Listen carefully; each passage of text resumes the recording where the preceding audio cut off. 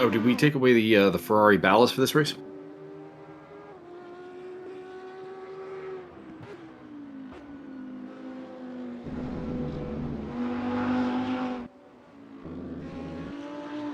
Sorry, did you say something, Mike? I was asking, so the Ferrari is not ballasted for this race? Yeah, apparently the whoever they were in contact with, I can't remember who it was now. Mike Stuffmill said that they've actually rebought it in the last update, so it's actually all fairly even anyway, so it shouldn't need the ballast. So they decided to ask whether anybody objected, and nobody objected, so it's been removed. This is good. All right. I will pop out and hello, Martin. I will pop He's out. popping out and I'm popping in. Martin, all you're right. live on the YouTube. All right, you guys are good to go. I'm just making sure. Everything looks good. Okay. I'm getting chat from RC that suggests that she can hear us. So audio. Excellent. Thank you, RC. Catch you later.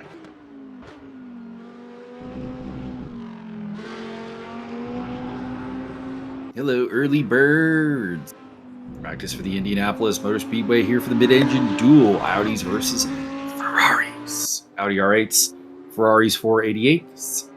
And I'm probably not going to be commentating much of this. Just enjoy the cars. For the time being, my co-commentator is not here. We're not live now. It's just practice session. It's a pretty empty server. If you want to see something, let me know. But that's really about it right now. Also, I have a canker sore, so I'm not a happy camper.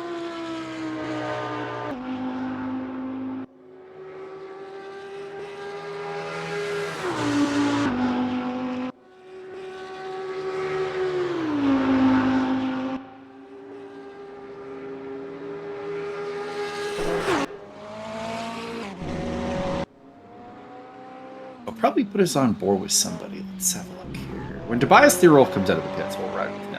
See what a lap looks like, because he is the undisputed fastest man alive, destroyer of worlds. Currently up on pole, but he's currently sitting in the pit lane. Once he pops out, we'll go on board with him. And oh, there we go. The auto director knew what I wanted.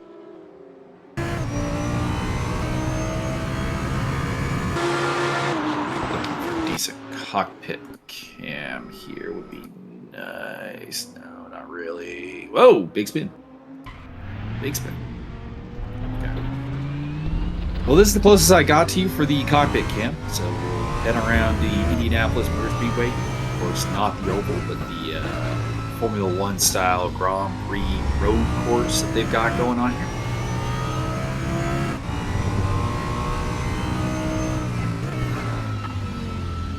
And I'll detail the lap as we go through once he gets back to the start. Although, man, he is really looking like he's sliding around. Amazing.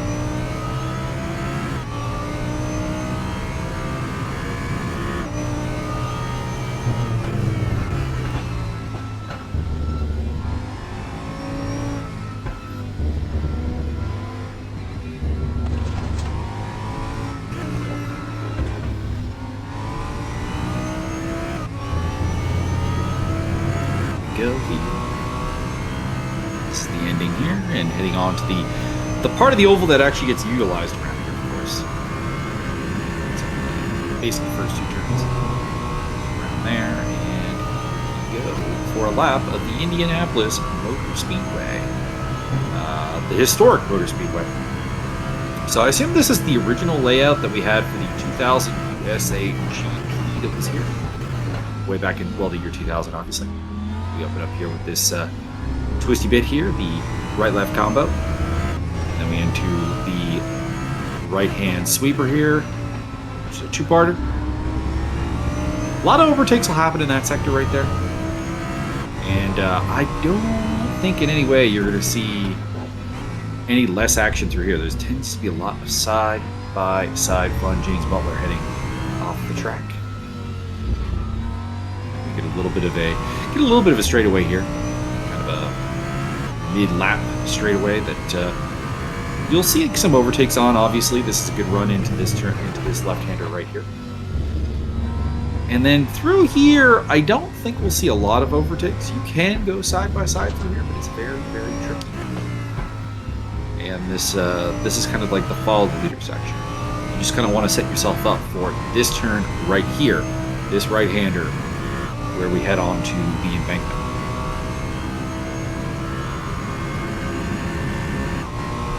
See, not a spectacular lap from Tobias, but not a bad one here. Across the line, 0.6 off of his fastest lap time. That would still put him third quickest for him. That's still faster than Martin Emmons, who's P3 right now. Although you never know. No idea what these guys are running in terms of setups or fuel loads right now, because obviously this is practice. Some of the guys might be working out some heavier fuel loads to get some things going, or it might be some lighter stuff. I will do a recap of the rules coming into today. So it is a 60-minute race today, which means there will be a mandatory pit stop around Indianapolis. And they will have 30 minutes to qualify in a 21-minute time. Interesting. Quick rundown of the championship standings as it, stands. Tobias Thierolf leads the way. He has won 4 out of the 5 races this season. He's got 240 points. Second place is 174 for Martin Emmons, and then 152 for Alphonse Alexandre. Magic Kashchuk, Matt Al, Dirk Breschel, Antonio Costa, James Butler, Fumihiro Kobayashi, and Rene Irmer round off the top 10. The other winner for the record was Alphonse Alexandre back in round my brain is blanking on what track that was. That was Imola. So he was defeated at Imola, and that was it. He has won Interlagos, Twin Rig Motegi, Donington Park, and both Donington Park races, actually. That was a doubleheader. And Zhejiang. So it's interesting. We still have Nogaro for a doubleheader, then at 90 minutes of Bathurst to round off this series. So the championship is still in play, but it is becoming increasingly difficult to see a world where Thierolf does not take home the title. Constructors-wise, Ferrari leads the day with 1,077 points to Audi's 789, and I think that's only going to become stronger because the ballast from Ferraris due to EOP adjustments in the game.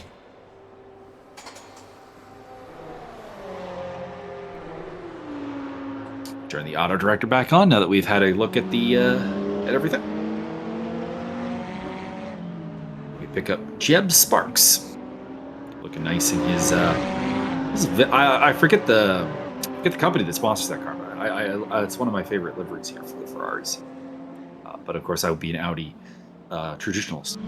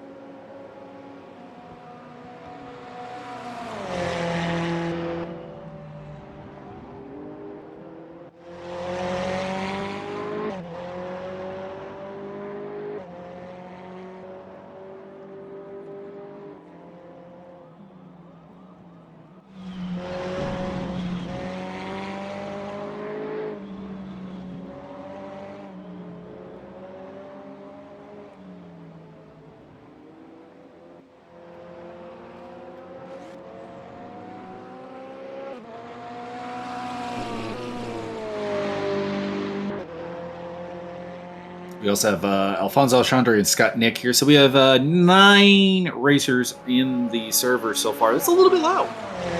Hopefully that picks up. Hopefully we get like double that on the grid. That would be ideal. Sparks puts up his first officially timed lap there for 7th place.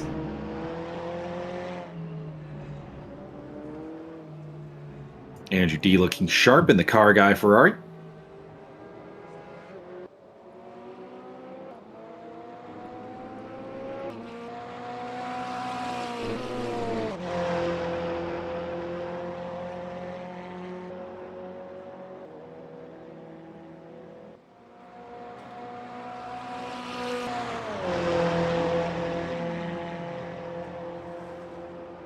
Across the line, 6.64 off, so not an improvement on his actual lap time. I know it was. I always forget that the spectator unfortunately gives like slightly not accurate timing data. But yeah, that was his fastest lap at a 24.408. The fastest lap overall is a 23.819. Oh, somebody's got 100% damage. You've got 100% damage to your leg. Well, no, that would be like the entire removal of the leg, would not? Well, didn't they do Looks that? like Jeb Sparks hit the wall at some point. We missed it. He's in the pits now, but he's all messed up. He's all messed up. I know where to go. So we're not using Parsec today? Nope. Okay. Oh, never mind. Jeb Sparks has not been damaged. He is he's been called back to his homeland apparently. That would appear to be an internet problem. Not a skill issue. I like how he has 0 RPM, but he's going 350 kilometers an hour, baby. That's not good. Hopefully he sorts out whatever technical gremlin he's facing right now.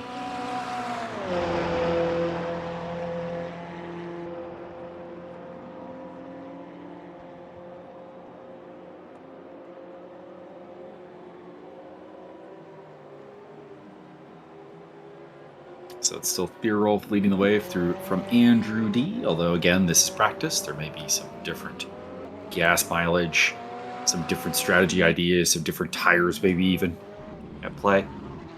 Who knows what people are working on? I know a guy who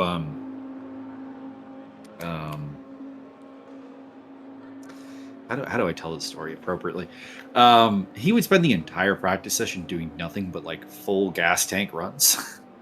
Nice. And people were like, he's going to be really slow, and then in qualifying, he'd pop up in the top 10. It's all about sandbagging. I never... He kept saying that running the car on full gas actually gave him a greater feel and confidence level with the car.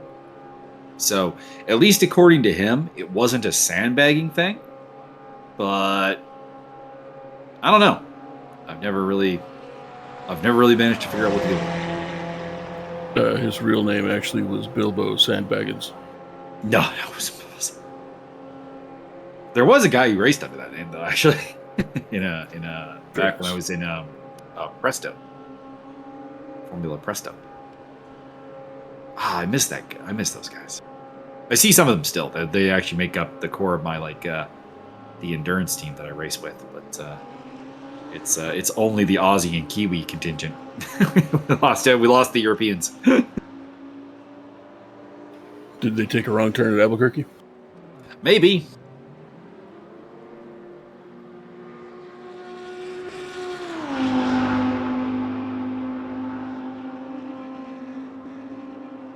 Someone needs to get an Albuquerque racetrack. Even if it's like a purely like fictional design, like just make it happen. I need to be able to take that wrong turn at Albuquerque. Designed by one Albert Quirkway. Sometimes the fictional tracks are pretty good. I mean, RaceRoom itself has the RaceRoom Raceway. That's not a real track. It's fun. It's really neat. And my personal favorite was like back in the day in the Race On game, Race 07, Race On, GTR Evolution. That whole family of games. There was a purely customizable. There was a a fictitious track someone came up with that called itself Road 1, and it was supposedly set in Winnipeg, Manitoba. It was pretty good. It looked incredibly low budget, as anything in Winnipeg probably would. So, although, of course, the problem with using user-created stuff is you end up with stuff like the Miller Motorsports Park, which we used one season in Presto Pacific Racing League, and I said about the Ferraris losing their ballast, sir. Martin in the chat trying to feed me information that I already gave you people. What chat? Yeah, the YouTube chat. We are live. Oh, why did they go live before 2 p.m. as it was scheduled to be live at 2 p.m.? I don't know. Also, why is it not up on my YouTube feed? It's on the RWB YouTube, not the ESR. Oh. Well. We are RWB International today. Well, that's cool. Things I could have been told about hours ago. There was... Or yesterday. There was confusion. Hi, everybody. Sorry I couldn't do my intro. I had a cool one planned, but apparently... Well, you can still do it. People. I mean, I think the only people we have watching right now are RC and Martin. I'm sure they would appreciate the intro. Nope. I have been besmirched and dishonored, and I think the only thing for it is to start drinking apple cider. Actually, given the fact that according to the chat, according to the YouTube, there are 2 people watching, and I am one of them. That would suggest that perhaps there's really no watchers. There might just be RC.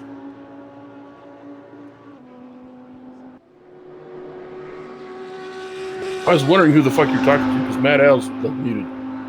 So, and you were talking to somebody when I came in. It's like, oh, maybe I scared Matt Al away. Talking to the audience. I frightened Matt Al so much. No, he's out there racing. That he ran away to race. He's in 8th place right now. Although he isn't the pit. He could talk. See, I frightened him away so much he just had to drive off in a big hurry. I remember that I like Scott Nick's livery in this series, and indeed I do. I don't know. I like blue Audis. I think it's a color that just works for the shape of the car. I feel the same way about dark green and Aston Martins. Dark green in anything works though. I can't think of a car I don't want to see in dark green. Ferrari. Even Ferrari. I mean, I'm not like a huge fan of like the Ferrari shape, just like period. It's just not my favorite car. But color-wise, dark green works. Martin, you're from Quebec. You're only 3/5 of a person. Did I say that out loud? You're not allowed to do that. You're not allowed to bring our Canadian Civil War into this. It's not really civil. It's gentle teasing. They gave us poutine. We gave them, not sure, baseball. I mean, technically, yes. But I don't think they particularly thank us for that. Matt Al is typing in the chat. So we got Matt Al watching. We got RC. RC demands to be acknowledged as a person. She is. Indeed. The highest of 5 to RC. RC, I see Sonia sent the dogs after you by telling them anyone who wants the whole rundown of the DDP situation should contact you. So that's good. What, like the super heavy metalweight title? No. He's fighting in Different today's DDT. card. Drickus Duplessis. Oh, I thought you said DDT. Also, DDP. DDP is Diamond Dallas Page. Stop doing that. I'm sorry. DDP has also referred to DDP as DDP. So I think Diamond Dallas Page has given his blessing here. I do not care. I feel like Diamond Dallas Page is the ultimate authority on this matter. I still don't care.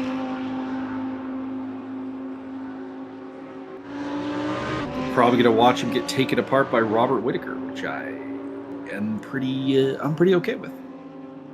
That will be entertaining because I think he's gonna try to do some horrible things to Robert Whittaker, and then Robert Whittaker's gonna like let him do it for a round and go, "Oh, you're out of gas, cool." Well, it'll be interesting to see, like, because he did get nose surgery, and I don't believe the whole, like, 8% oxygen thing, but, like, it is possible that his stamina will look better. And his willpower is impressive, because, like, that I've never seen a man look so exhausted, yet continue to be so aggressive. That's fair. Although the oxygen thing is a misquote. It's he was only getting like 8% air flow. Mm-hmm. No, I know. I'm making fun of the quote, but like, you know, there was something wrong with his nose, and in theory, there isn't now. So it'll be interesting to see how that affects it. I don't think it'll lead to a win, because I just don't think he's good enough. I don't think cardio is the issue. I have bad news for anybody showing up for food tomorrow. I was doing pork belly, now I'm doing cast iron pizza. It's a menu change. That also sounds delicious. It is. It really is. My boy Chris was going to come over. We were going to watch some movies, but then he was like, oh, wait. The family and I are headed to Jasper on Monday, so rather than party all Sunday and then try and drive, why don't we reschedule? Gotcha.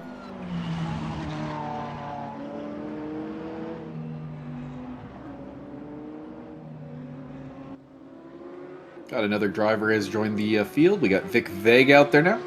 So welcome, Vic. So we're up to 10. This is a troublingly small grid. Well, I mean, it is the weekend after the most important weekend in the world. Not really for our friends on the other side of the pond, though. They could have some freedom installed upon themselves. There was actually a joke on the Heavy Hands podcast, because one of the Heavy Hands podcast co-hosts, Phil McKenzie, is from the UK, and he will, like, you know, as a bit refer to Connor, his co-host, as a colonial, and they actually literally there literally was a 4th of July parade going on as they recorded the last episode outside of Connor's house. Like, I guess he lives on a fairly major street. There was a bit where for about 5 minutes you could hear the music from the parade. And he's like, yes, the parade is coming from my house. There is no 4th of July parade where Phil is. I wonder why that is.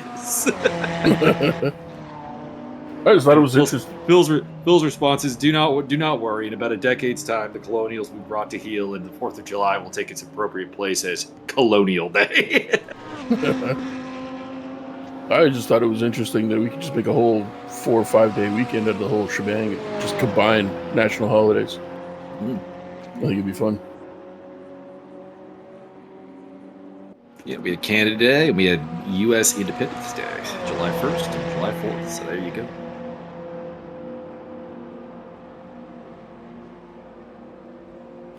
The day Alfonso Alexandre yet. That is the day that America revealed to the world that it had a drinking problem. Didn't know how to make tea.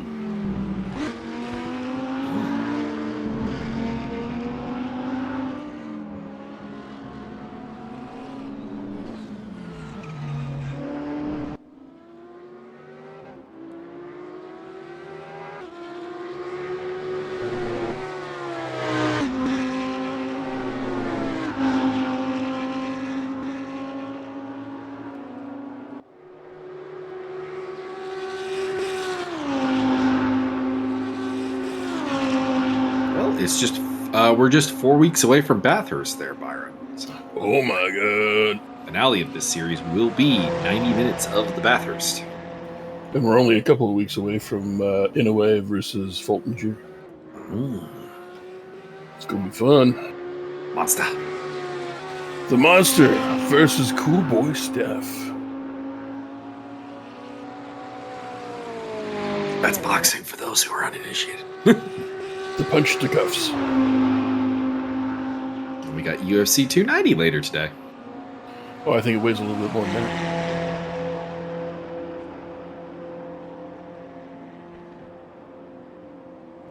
I require, when we get to like UFC 310, the main event has to be a lightweight title fight, because 155 plus 155 is 310. Boom! Or they could have a super heavyweight fight. Yeah, we don't do that. They're not very Why good. They're not very good. Wow. They could be. As for the why, I actually don't know, because the UFC seems to be under the belief, whether it is true or not, that like heavyweights draw like, you know, viewership, interest, etc. Mm-hmm. You would think super heavyweights would actually just do it more. Yeah. They have the same problems and the same appeal.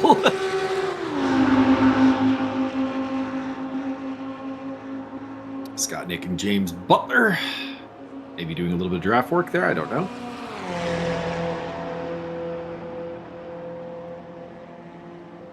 Or more likely, Butler is just literally just tailgating around here in practice.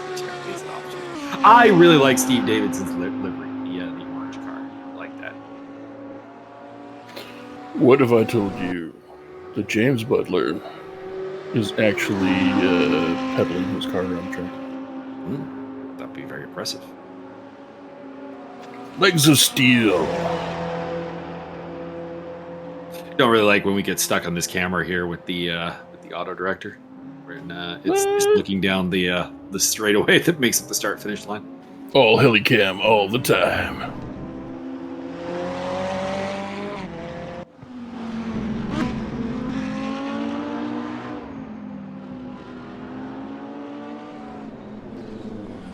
There is Scott Nick still being tailgated by James Butler.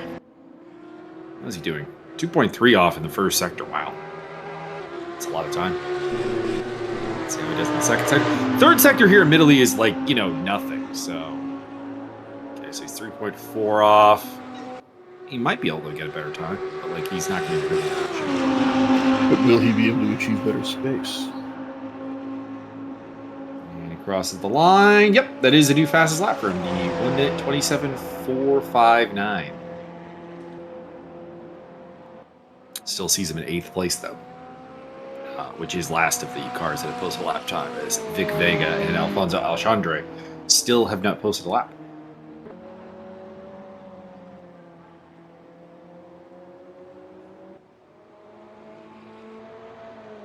And Vic is not going to do it this time as he ducks into the pit lane.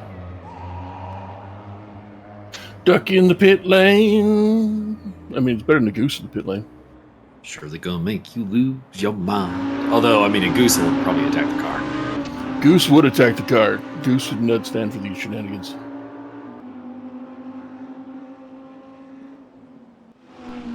I forgot. So yesterday I had my internet upgraded to fiber, and my internet's so fast now that I've already seen this race, and I'm just trying not to spoil it for you.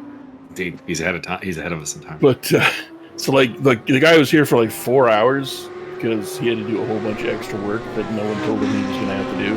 And I'm just so happy they sent the one guy that can probably do literally do everything. And right near the end, I had to, like for the last hour, I had to lock the cat away in my bedroom because the guy was in and out of the house. And my cat likes to do, you know, big run jobs, and just sprint around outside and flee up trees and be an idiot. So right near the end, he's like, "Oh, can you know, do me a favor, go in your bedroom, check out on your phone, make sure, you know, like YouTube and stuff is good, all that." And I'm like, it's literally, you know, it's feet away, my guy. I can guarantee you it's fine. But I did what he wanted, and I, without thinking about it, opened the door to the bedroom. The cat sprints out. I'm like, oh well. I mean, he's gonna meet Goose now. So I checked YouTube on my phone. Like, yeah, it's working great. I go out, and my cat's dashing around, sprinting around. The guy was standing behind my armchair that's near my desk, and my cat sprints across the top of it and sprints back across the top of it, stops, starts just mugging the guy, rubbing all over him, headbutting him, and like now it's time to bite the guy that I don't know. Like, oh my god, fucking freak. Send all the confusing messages by attacking the new guy and also headbutting him for effect. Yeah, you betcha. Gonna give him the full meal deal. Madness.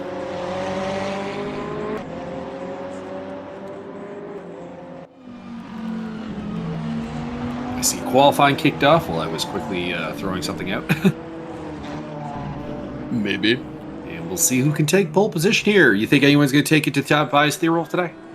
I think Tobias Thierolf is going to mysteriously blow 3 tires in the second lap. Really? Maybe. Probably not. Find out. Looks like he'll be the one to set the pace here, as that is him, and I believe Andrew D. and Vic Vega, who are the 3 guys. That might be Vic Vega, actually. We got 2 white Ferraris. I'm not sure which is which. One's Martin Edmonds, one's Vic Vega.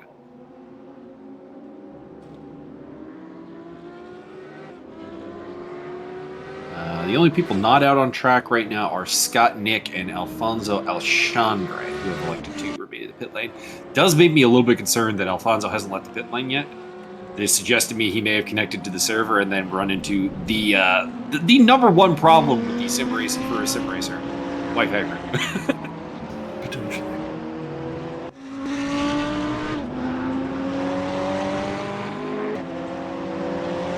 On the bright side, everybody who's here right now guaranteed a top 10 finish. Cha-cha-cha. That is the bright side of a small grid. Sometimes a small grid can be fantastic. When it's some close racing.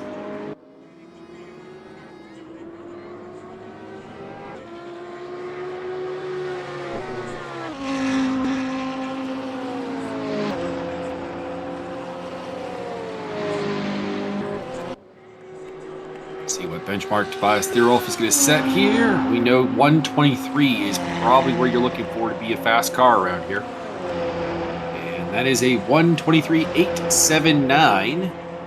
24.867 for Andrew D. 25.566 for Vic Vega. 24.941 for Martin Edmonds.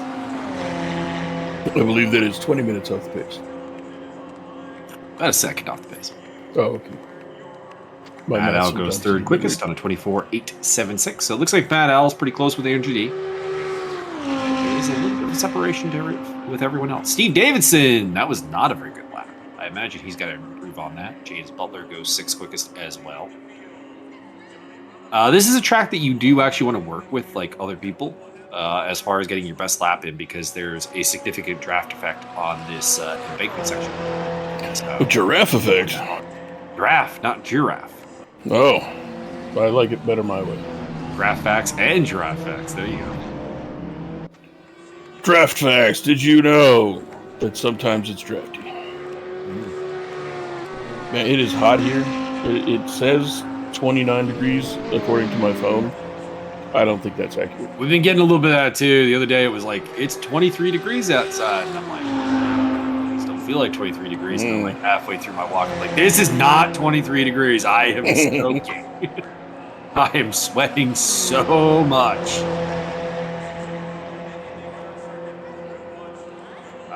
We've been joined by Jeb Sparks, so he has returned from his mission to the Outer Rim, and he has seen his people and Narfel the Garfok, and he's back. Show him the Carfax? Is that what you're talking about? Narfel the Garfok. Is that a sexual thing? It's just one of those things that Eddie Mercado says when he's like explaining why his co-host is not on his podcast. So it is a sex thing. The way he says it suggests that it may be a sex thing, but he neither confirms nor denies. That is fair. Ambiguity is the best ambiguity. He just always says, I am here. My co-host Zane Simon is not here today. He has gone home to his homeland of Gondor, to Narfel the Garfok. As he is known to do, and in his place I have Dane Fox. Or Victor Rodriguez, or whoever they've gotten to replace him.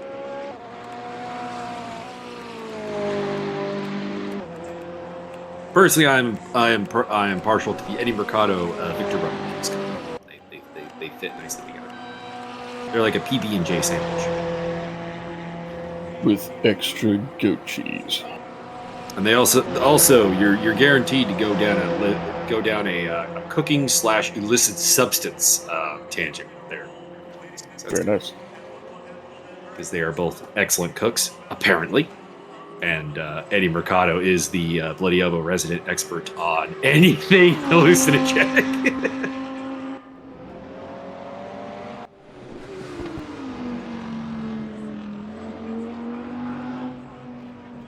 Greshel making his way through. He's down in 5th place. I expect to see him higher up, if I'm being honest.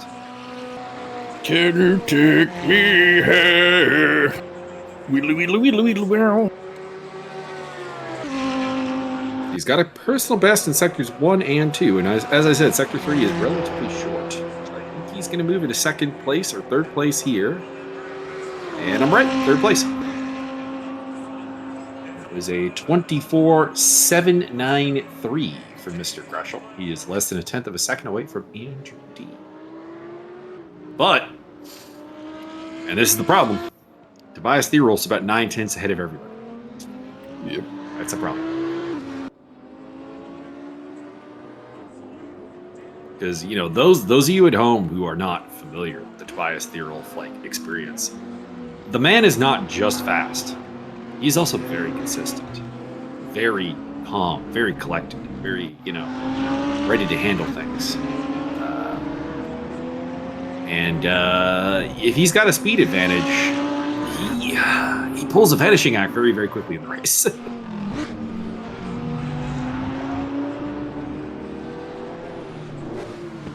I do like everyone else appears to be very, very close together. Like, the rest of the field is covered by like 1 second. So at least we should have a good battle further down the order.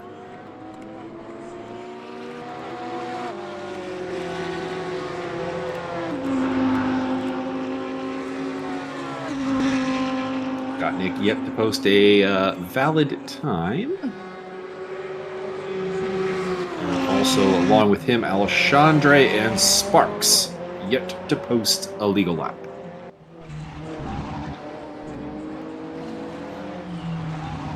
Martin Edmonds' WeatherTech car making his way through the second twisty bit. This track is basically just the in-bank section, twisty bit, straightaway, twisty bit number 2, and then back to the in-bank section, essentially. Martin's got a good lap going here. He's with a second to pole after 2 sectors. Let's see here. Can he improve on his 5th place? He should be able to. And he does. He's past Matt Al into 4th place. It was a 24.84 that time around. Jeff Sparks also getting his first legal lap up there. 26.099.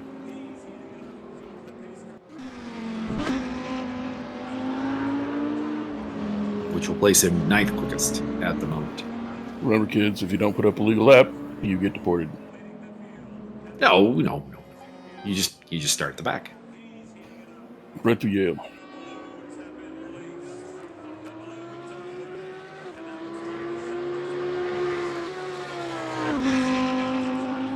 And sometimes, not gonna lie, being at the back, not necessarily a bad thing. You avoid some carnage sometimes. I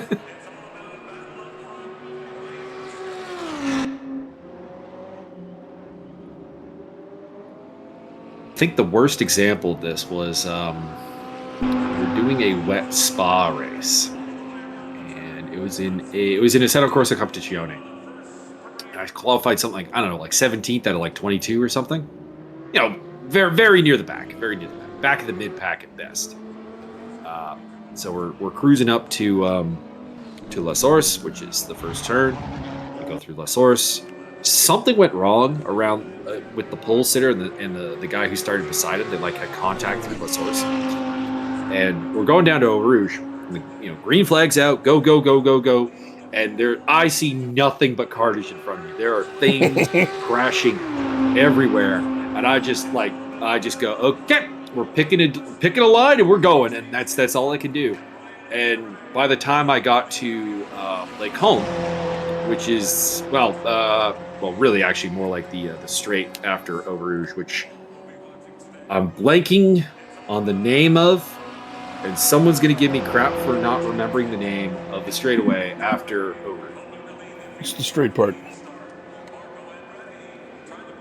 I think it's called the Straits of Magellan. Kemmel Strait. Boom. I had to look it up. I feel bad. Got to the Kemmel Strait, and I looked over at my position. I was like, I qualified 17. Where am I? I'm in 3rd. Oh my god.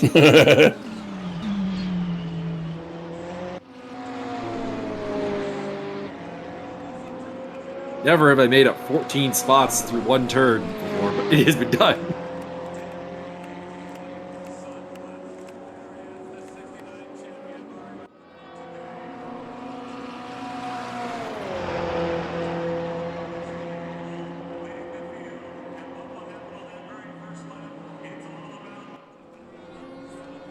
It's kind of like the Formula One Belgian Grand Prix at Spa back in 1999 or 1998, when like only 4 cars finished the race.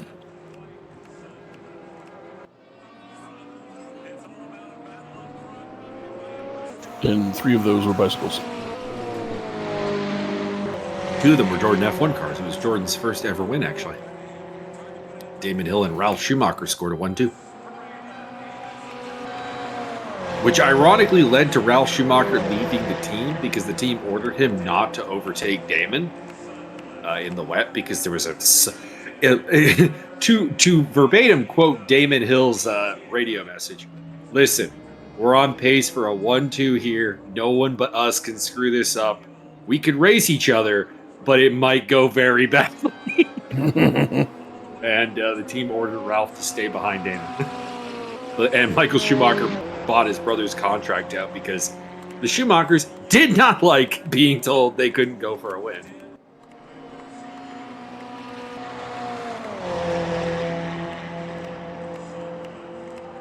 And then they were consumed whole by Rubens Barrichello. No, they were not. Rubens kind of got eaten alive by Schumacher. I mean, every Schumacher teammate got eaten alive by Schumacher, so that's neither surprising nor a particular indictment of Rubens Barrichello. Oh, Alexandre's out on the track finally. Let's hop on with him.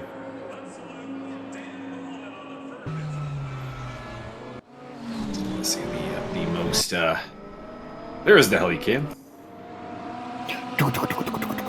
I like this cam though, actually. There's him there in the AlphaTauri Ferrari, which is the second Ferrari going through your shot. Not the first one. The first one is that's the AF Corsa Ferrari. Who's running that one? I think that's Jeb Sparks, maybe. I believe it is Alejandro Estrada. Estrada. Oh no, Alfonso, don't give up on the lap. I mean, plenty of time left. There's like half of qualifying still to go. There's plenty of time. It's not a rush, but I would like to see him get a lap time off there at some point in the near future.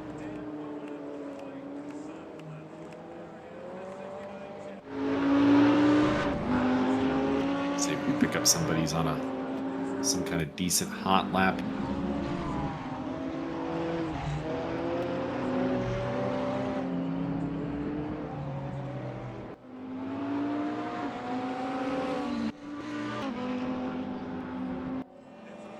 Also giving everyone a tour of the lovely liveries that will be on display today in the race. There we go. James Butler, decent first sector.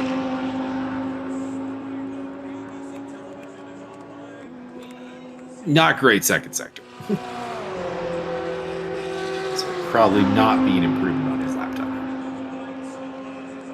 What I would recommend is going out with 2 drops of fuel to save weight, and then putting on the best wrap of your life. That is generally what people do. Like you go as low fuel as you can, and you go out there to it's why qualifying laps are faster than the race laps.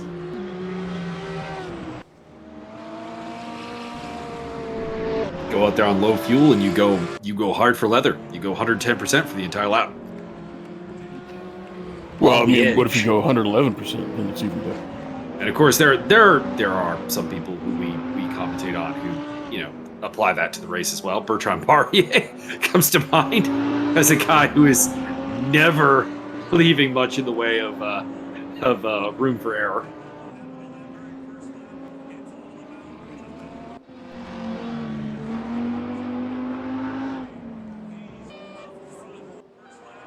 Alfonso Alexandre here. Let's see. Is this a timed lap or is this a warm-up lap? Looks like it's a warm-up lap. Oh, there we are. All right, on to the time lap.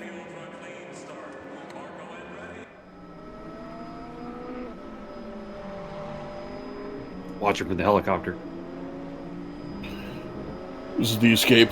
He's trying to get away. The cops are coming. As he makes his way through squiggly bit number 1.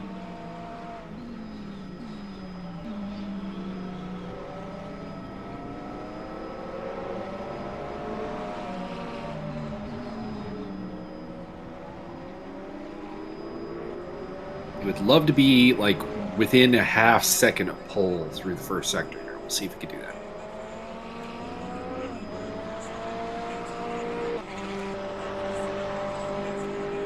Oh, we can! 353. That's looking good.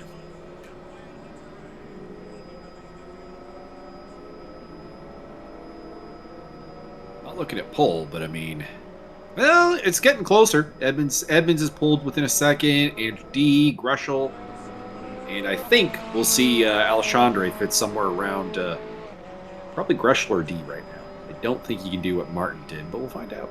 Oh, never mind. An amazing second sector for Alfonso Alexandre. He's going for it. And he'll come across the line, I think it's second place. Third place it is. He couldn't quite. Oh my! It's Byron. It's a thousandth of a second, Byron. God dang. That was so close. It literally on the camera control has him and Martin with the same time. 124.382.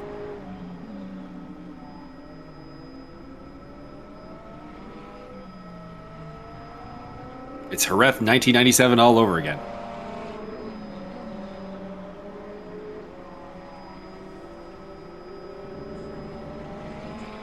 See what we can do here with the second time lap.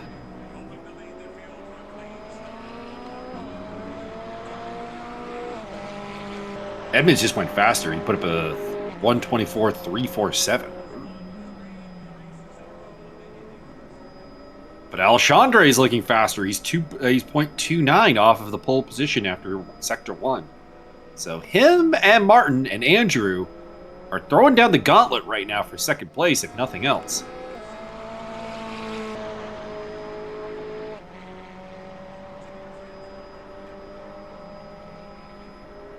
Oh, he was faster than the pole position in sector 2. This should be second place easy. Here we go. Across the line. He's got it. Alexandre, 124.207, and we lost Jeb Sparks again. God dang it, Jeb. Y'all need to stop letting them squirrels chew on the goddamn lines. 10 minutes to go, though. So Martin's got a chance to strike back here if he can. We'll find out. Nope. Alexandre with a little spin there. D's in the pits. Matt Al, Steve Davidson, and Andrew D are actually the only 3 cars on track right now. So they've got the track to themselves. They've got free air. Let's see what they can do.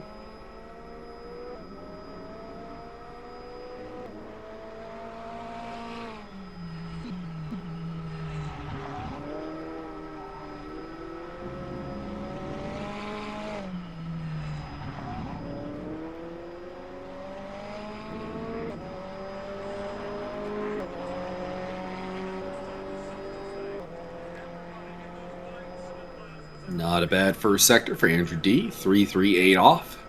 It's a little bit slower than what we saw from Alexandre, so I don't think he can get promoted off of this. But a good second sector might give him a shot. Let's see what he can do.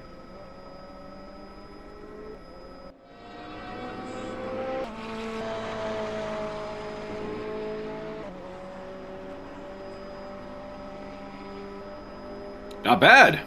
434. I still don't think that there's going to be an improvement here, but this might be a personal best for him, which is important. And your own time can be quite handy.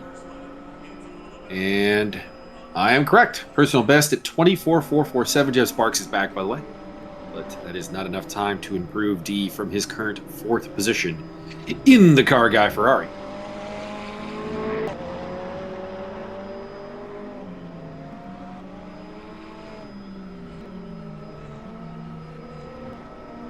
Oh, we got Next Level Racing as one of the sponsors now. That's cute. That's the people who made my sim rig, and they did a very good job. So there you go.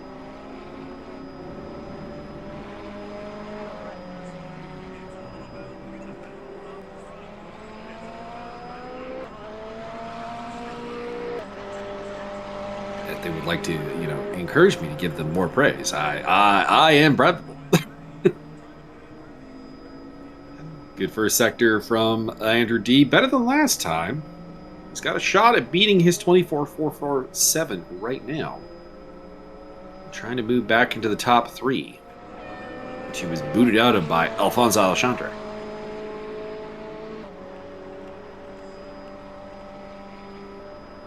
Second, ooh, not bad. 389. He's got a shot at Martin. I don't think he has a shot at Alfonso.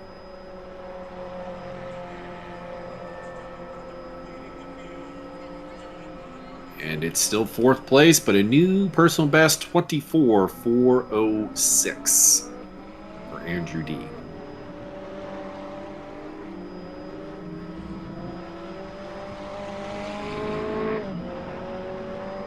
We lost Jeb Sparks again. So if you have money riding on Jeb Sparks in this race, you may want to abandon that bet.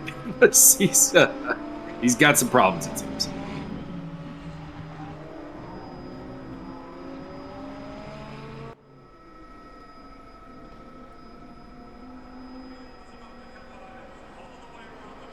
Abandon that run. Who's still out there? We got Alfonso, we got Dirk, and we got Tobias Thierolf. Let's check in with Mr. Thierolf. Got a good first sector, but I mean, unlikely to beat his own time here. Yeah, he's 4/10 off. What about Alfonso here in the AlphaTauri Ferrari? A little tardy in the AlphaTauri. First sector here. What was that? You're a little tardy in the AlphaTauri? A little tardy in the AlphaTauri, yeah. I don't feel tardy. AlphaTauri, of course, is not going to be a thing after next season in Formula One. They're going to change their name. I'm going to change it to Frank. There's a lot of pressure to have them rename themselves Minardi because the story of the AlphaTauri team goes back to the 1970s when Minardi, which was this horribly underfunded Italian team, got into F1 and lasted until the 2000s, so like 20 some odd years. And they sold to Red Bull, which led to them being redubbed Toro Rosso, which of course is Red Bull in Italian. And then AlphaTauri after the Red Bull fashion design wing. Everyone wants them to go back to being the lovely minnows of the field, Minardi again, which is a team that gave a stunningly large number of good drivers their first F1 starts, including Giancarlo Fisichella, Jarno Trulli, Fernando Alonso, Mark Webber, Justin Wilson. There are others. A lot of good veteran Italian drivers went through there as well. It would be really, really cool to have that team, that name back on the grid, even though it wouldn't involve Giancarlo Minardi or his successor Paul Stoddard. Still, the name would have value. They also had some of the best liveries, I think, in my time as a Formula One fan.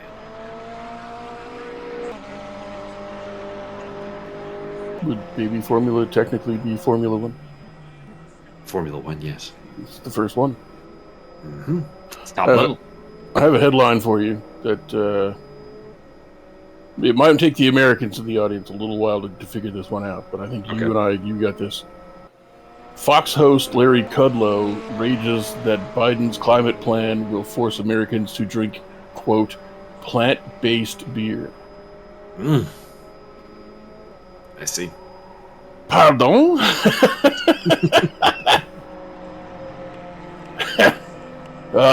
Listen, if you got like a pepperoni-based beer, I don't know if I'd drink it, but I'd be interested to know more about it.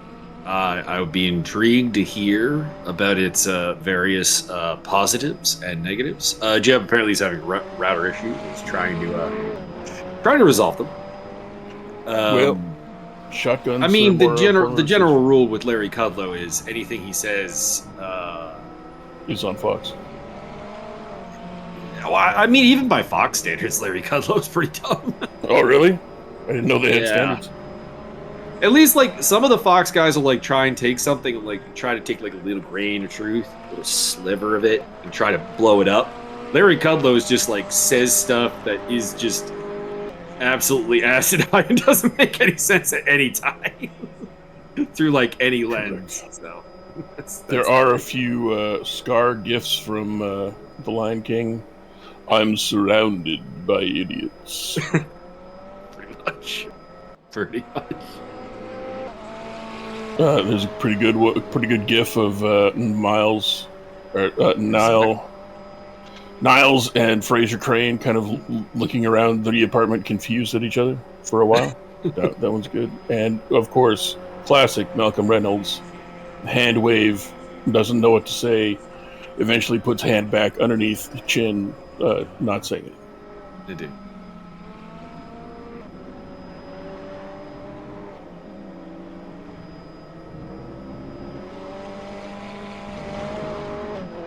Actually, one of the YouTube channels I subscribe to just finished up watching Firefly for the first time ever. Nice. We got the reactions. And They're pretty good. They enjoyed it. They liked the episodes I liked. So this confirms my there you go. my general ranking. I can't remember who it was.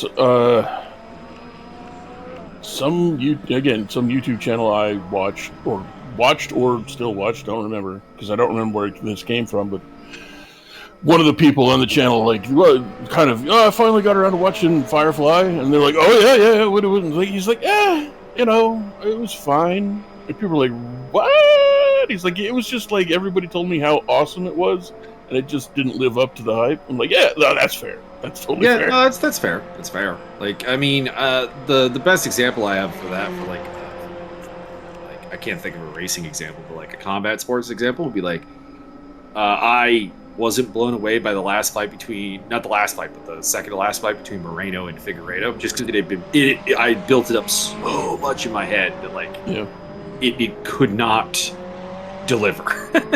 it could not bring it home.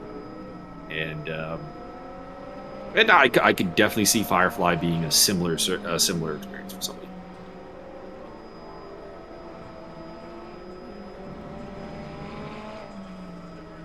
Her favorite episode was the second episode with Niska, when Mal and Wash get taken captive.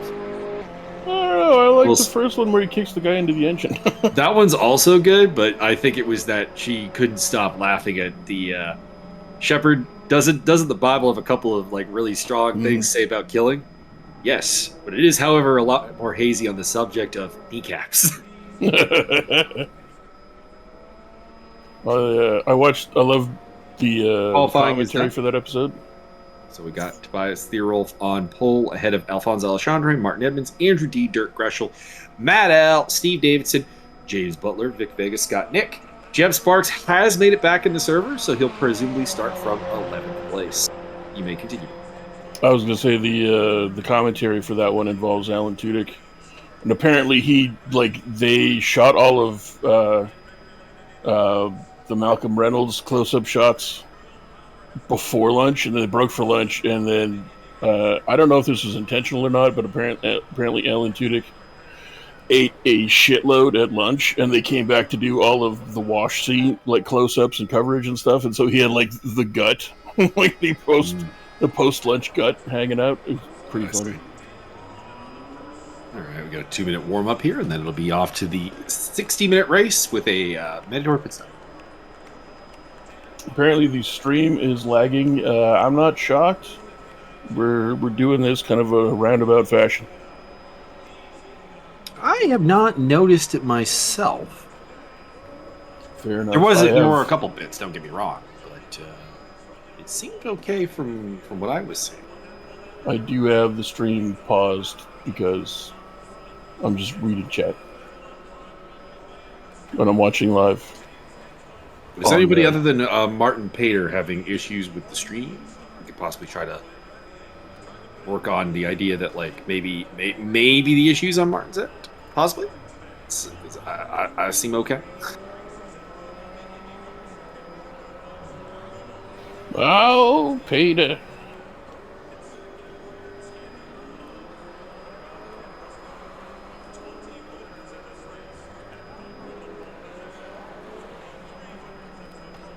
RC says stream good.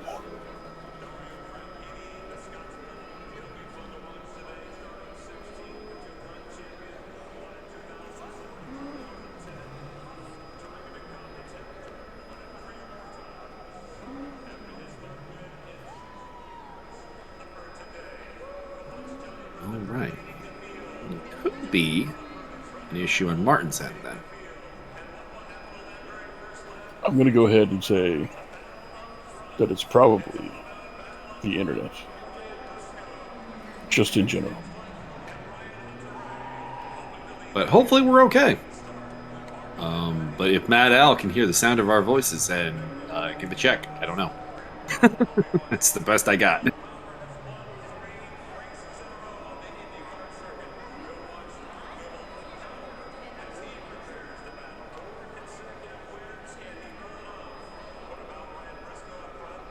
Did you know that water buffalo can hold their breath up to 3 years?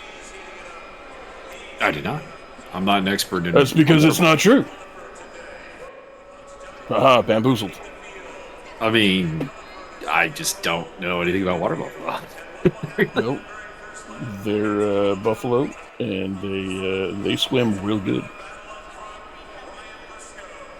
And that's not a joke. They do.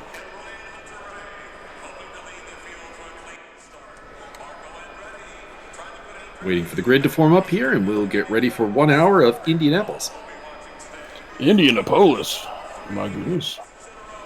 Another water buffalo fact. The buffalo mozzarella you can get from the store sometimes if you're real lucky. Yes, sir. Water buffalo milk. Hmm. I think I don't remember if they import them from Africa or India, but they import them into Italy and they keep them on farms, and that's where here we go. Grid is formed. Buffalo mozzarella. It'll be Tobias leading the way. Also, Durlon Iceman, late addition from the wild area of Brazil. I don't know why I blanked on Brazil there. But anyways, we're off and heading down to turn 1 here. 12 cars, mid-engine duel, RWB, ESR, Tugas. Here we go. And, oh, Lord. Oh, my God. Oh, my God. Oh, that's not strictly illegal. Not good. That was the Iceman. Durlon Iceman shooting through the corner. He is off.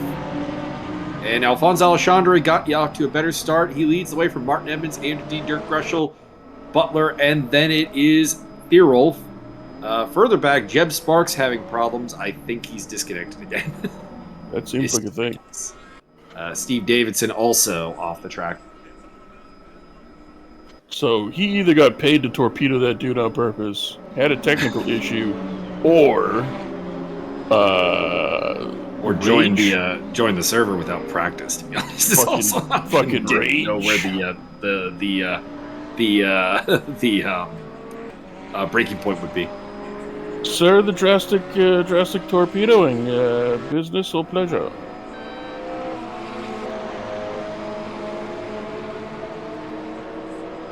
So Alphonse Alexandre does lead the way. Martin Edmonds in second place. D. Greshel, Butler, Thierolf, Mad Al, Vic Vega, Scott Nick, Durlon Iceman, and Steve Davidson. Jeb Sparks appears to have reconnected and is in 9th place. I don't know what's going on with Jeb's right now, but hopefully it hangs on. We enjoy watching Jeb's race, and hopefully he can participate in the fullest extent that is possible.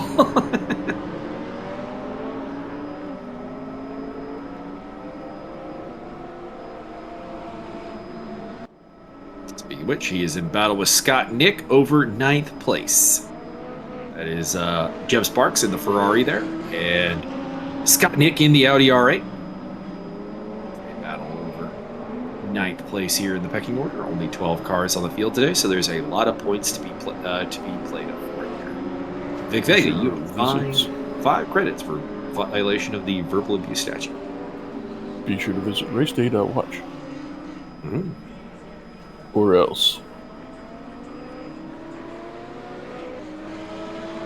I know Actually, Racing Watch is talking about putting together some like Assetto Corsa kind of stuff. So like if you're into Assetto Sounds Corsa, gangster.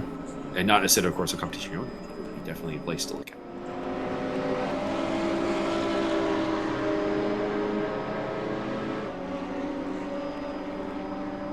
I never really got into Assetto Corsa. I really probably should have. Equizorcha. Andrew D on the attack against Martin Evans, although we're getting a look at the parking lot instead. There we are, side-by-side action. Martin in the white, Andrew in the yellow. And for now, the car remains behind the WeatherTech car. Nero, by the way, has gotten past Butler and into 5th place.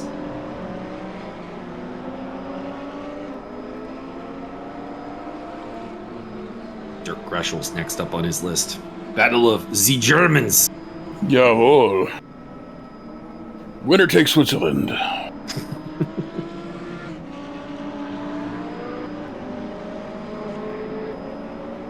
Can't remember what movie that Back was. Butler and Mad Al jousting over 6th place. I think it was a Wayans Brothers movie. They run into like the Swedish bikini team or something like that. Like they Swedish or Swissish or some shit, and like the Swissish or some shit like that phrase. Fantastic. I don't know why. It's stuck in my brain for my whole life. I've never seen the movie. It was in a trailer, I think. Wolf on the attack, looking to make the overtake on Dirk Greschel here. He's looking around the outside. He's on the high ground. Slinks in beside him. He's got the run. He's got the draft. Can he get around the outside at turn 1 or even before then? If for 4th place, I think he can. He can.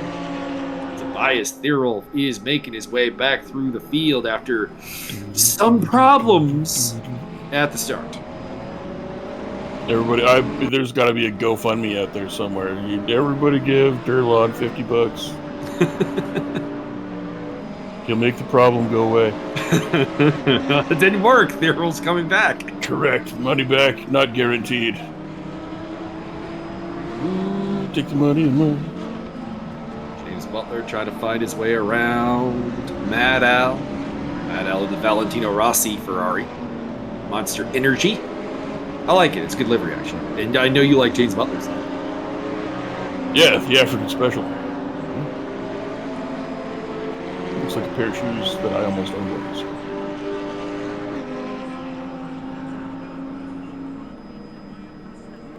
Looks like they're catching up to Greschel, so that might become a 3-way battle for 5th place, rather than a 2-way battle for 6th. They're also technically sort of catching up to Thirol, but me and Byron have seen this tap dance before with Tobias, and he's probably not going to be involved in that battle.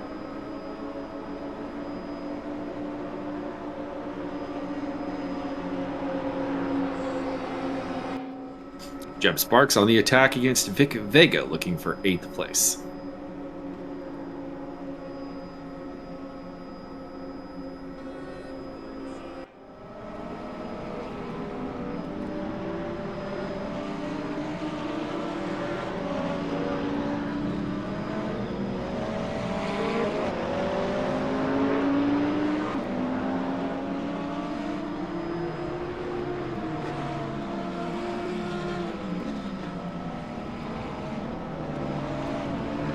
Couldn't see any pit stop action for quite some time. I imagine we'll be looking at pit stop action about the halfway point. Probably 35 minutes left, maybe 25 minutes left.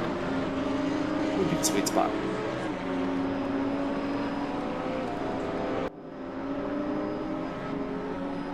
James Butler still on the tail of Mad Al here, looking for 6th place. It's a small field, but we got some good battles going on, and that should keep our eyes peeled on it. Because they're about to whip the tire irons out and go at each other. He's not quite that destructive. I don't know, we started out pretty hot. We did, but I feel like that's going to be the highlight of your carnage today. Wow, I don't know. Well, I mean, I say that, and then I forget. We're going to be watching UFC after this. We're watching the fights, smoking crack. Butler looking down the inside. He might actually have it.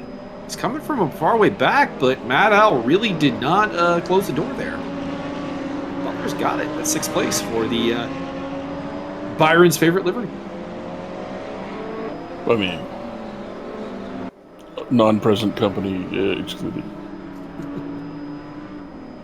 Greshel's hanging on to Tobias. He's kind of just taking him up to the fight with D and Edmonds there, slowly but surely. Alexandre's making good headway at the front. He's 1.7 seconds up on Martin Edmonds, so he's doing his best to try and get that second win of the season. So we get Andrew D, Scott Nick, and one more person.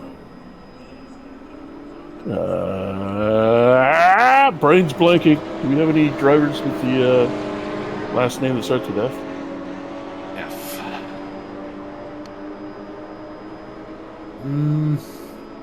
We used to have Dave Fight, but he hasn't shown up in a while.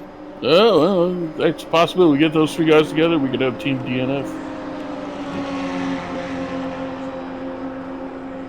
Thinking of any other Fs I can think of here, and I don't know. I'm coming up kind of blank.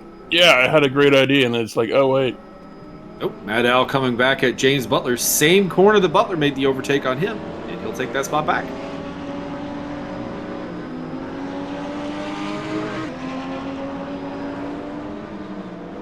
We get Francisco Lariano.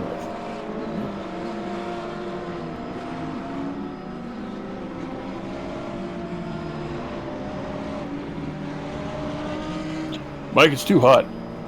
What the fuck? We've been through this. Can we pin this on the boomers? I mean, technically everything wrong on the planet is kind of the boomers' responsibility, if you really think. True. Tobias is getting closer and closer to Andrew D and that third place on the podium.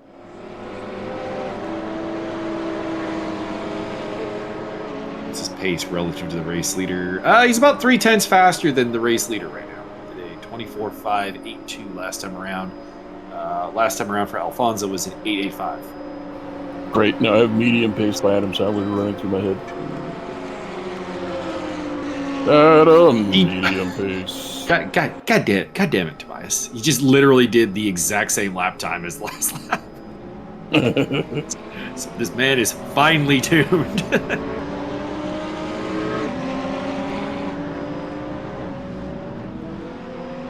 He's got that consistency.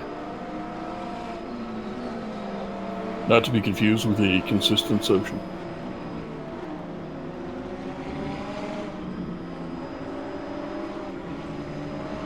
So Alexandre 1.6 seconds up. Andrew D still in third. You can see he's under pressure from Theerwolf. Russell's not too far away as well.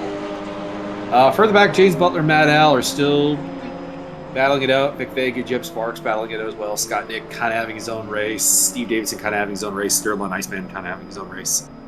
But I assume some things will kick off. I assume that there will be an interesting stewarding discussion in regards to Sterling Iceman and turn one. RC says he's doing the driven quarter thing. I don't know what that means. And I don't know who she's referring to.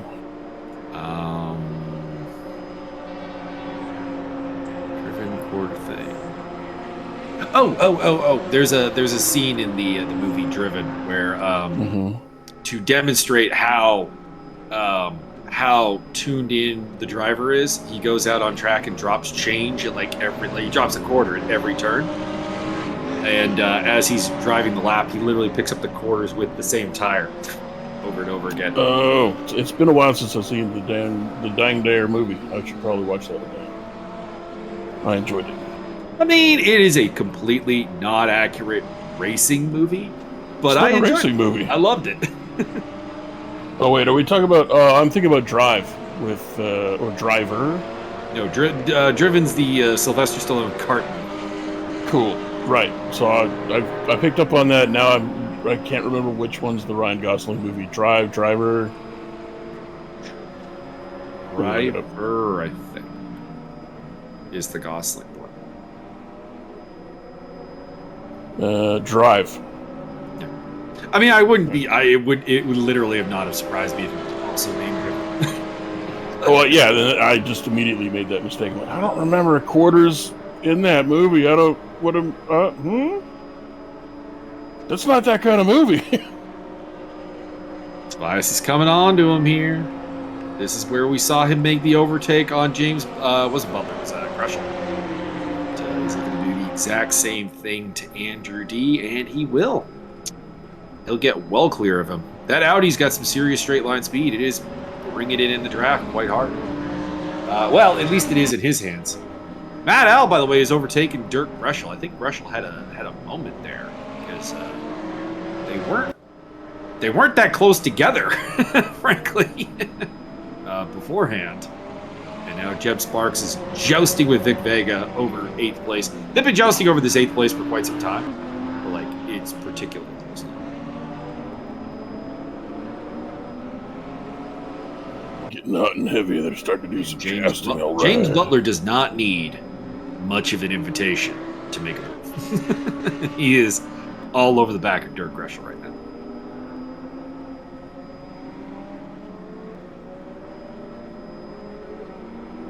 Keeping an eye on Sparks and Vic Vega, and Sparks just got past him before I could switch the camera over. My apologies, everybody. You're the worst. I shall have you horsewhipped. I will say the one really, really accurate thing that Driven did was there's just like a random race weekend highlight package that they throw in the middle of the movie, and there's a bit where it's like Paul Tracy and Michael Andretti getting way too close together on pit lane. I'm like, that's accurate. That was the most accurate thing in the movie.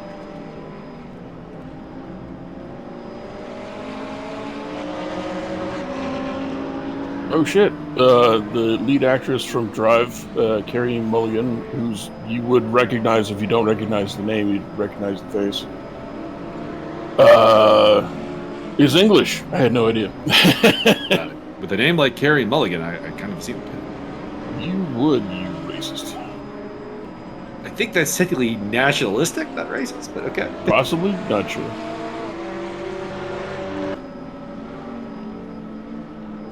Marshall on the tail of Mad Al, trying to get back that 5th place that I still am not entirely sure how he lost. So Dirk, if you happen to watch this video and you want to tell us what happened there, because you were just very suddenly in the grasp of Mad Al and kind of nowhere. Pit window, by the way, is open. Steve Davidson appears to have parked the car. He's out of the race. That's ill-advised, Mr. Davidson. As Andrew D. Is Alexandre in the pits? I need an answer here. And I've got a really... Yeah, he is in the pits. Okay, so he's making his pit stop very early. Tobias Thirl also making a very early pit stop. Interesting. Russell goes up the inside of Mad Al. And kind of similar to how James Butler made the overtake on him stick. He'll do that as well and move into what is right now 3rd place. But of course, 2 of the front runners have made a pit stop. Do the step with the armpit low. That's a very, very early pit stop, to be honest. We're only we're not even 20 minutes into this race. We're not even 3rd distance. And so early, we're going to call that the Simmons Special. Indeed. Ironically. The anti-Simmons Special. Hands the lead over to Martin Edmonds. Andrew D 2nd, Greshel 3rd, Mad Al 4th. You can see him in the screen, as well as James Butler, who's in 5th. Jeb Sparks 6th, Vic Vega, Scott Nick, and then the pit stoppers, Alexandre and Thirl, then Iceman, who is lapped in. And Steve Davidson has retired from the race. I'm a little surprised that Durlon Ickman has not been nuked from orbit. Well, back in my day, if I called out a black flag, boy, you dead. You ain't gonna race no more. That's true. The old World of Tanks Mario Kart. I can't remember. Somebody brought a Leopard 1 or something as a race marshal and just kill that man. Yes, sir. Boom. That was me. Oh, was it? Maybe it was. It was me. I'm like, what is the thing that's going to actually run these PZ1Cs down? Bring me the Leopard. Yeah.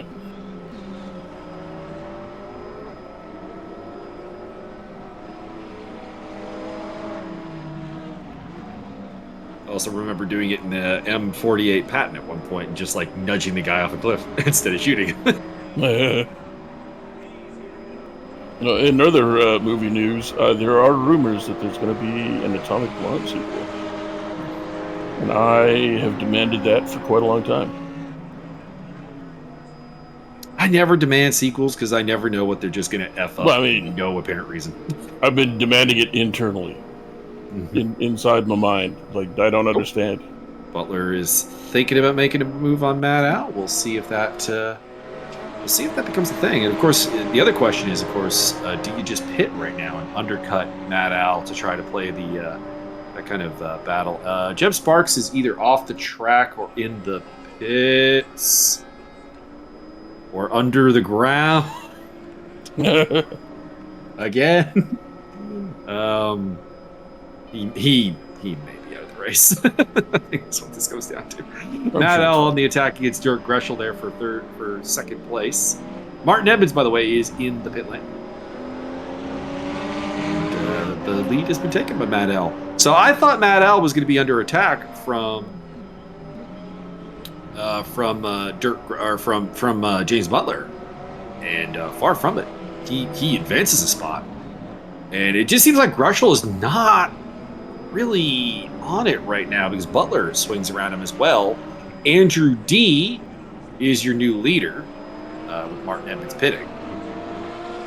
Delightful. Edmonds comes out between Alexandre and Thirol. Vic Vega's been in as well as Durlan Iceman. So we've had a couple of pit stops. But we have 6 more to go. Possibly 5 more. Depends on what happens with your boy Jeb Sparks.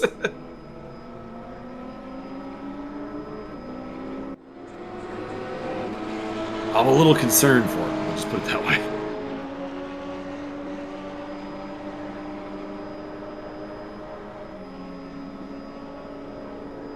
Listen, Durlan, if you're out there, you need more work. I could probably hook you up. There's other video games out there. There he is, right there. People need to just be like taken out. You know, probably make some money together. Going with the Brabham race team, Tugas Racing International. Deal. Brabham, of course, a legendary F1 team that had a legendary bad ending. Dirk Greschel heading into the pit lane. Do we bribe him and how? And that promotes Butler. Well, doesn't promote Butler. It promotes Sparks and Nick to the top 5.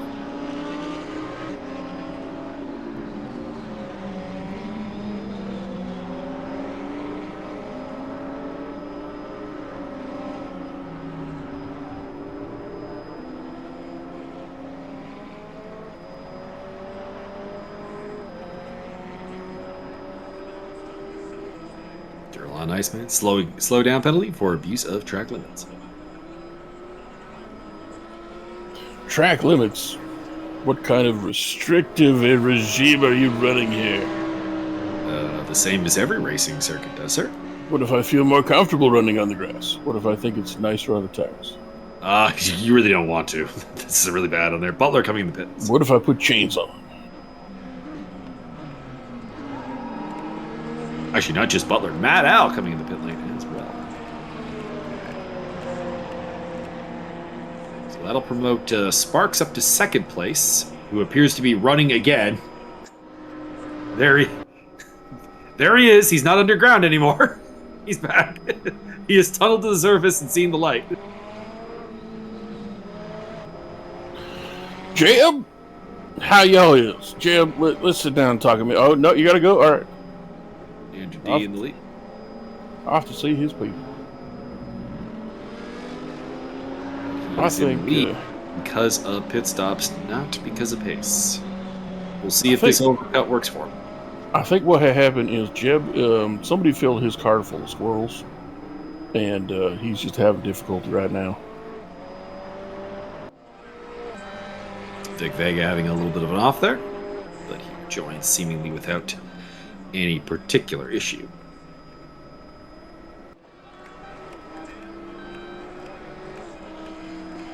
Jeff Sparks' car looking remarkably clean considering he drilled to the center of the earth and returned.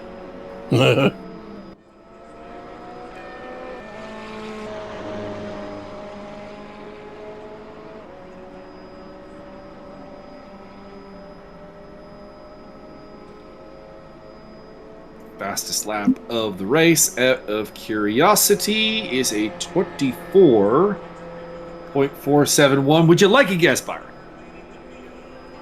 I don't think I have to guess. You just said it out loud. No. Would you like to guess who owns that lap? Oh. Is it an NFT? Because it could be anybody. It's not NFT. No. Well, that's good, because it would depreciate in value immediately. Like all NFTs do. Indeed. I'm going to go with John Quincy Adams. Mr. Tobias Thirlwolf. Oh, that's probably a better answer. Yep. Probably more topical. It's definitely the odds-on favorite right there. That is fair. I should have saw that coming.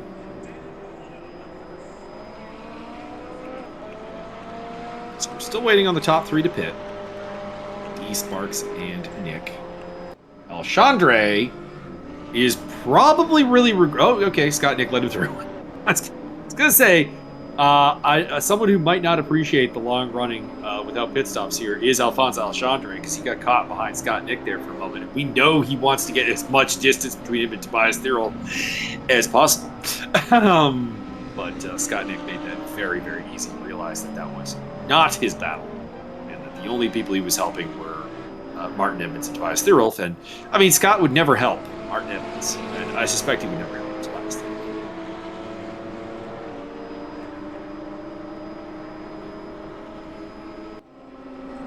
Martin Edmonds, speaking of which, is now on his butt. God dang. WeatherTech Ferrari versus the Cerulean Audi. And I think Edmonds is going to get the better of this. We're kind of having our view blocked here between the helicopter. There we go. But he will go down the inside of turn one and make that stick. Scott doesn't make that too difficult at all.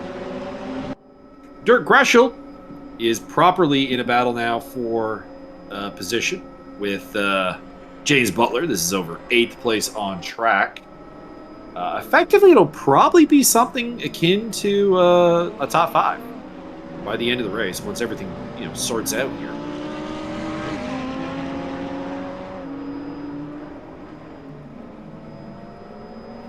What if Next up on the Scott Nick?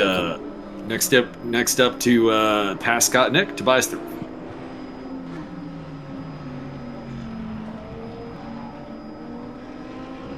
India.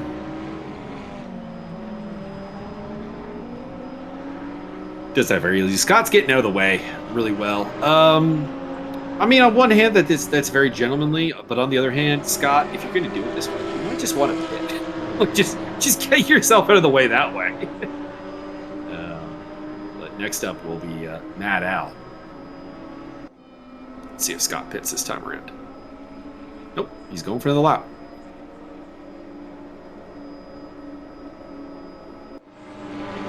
Dirk Greshel putting the pressure on James Butler, but not really within striking distance quite yet.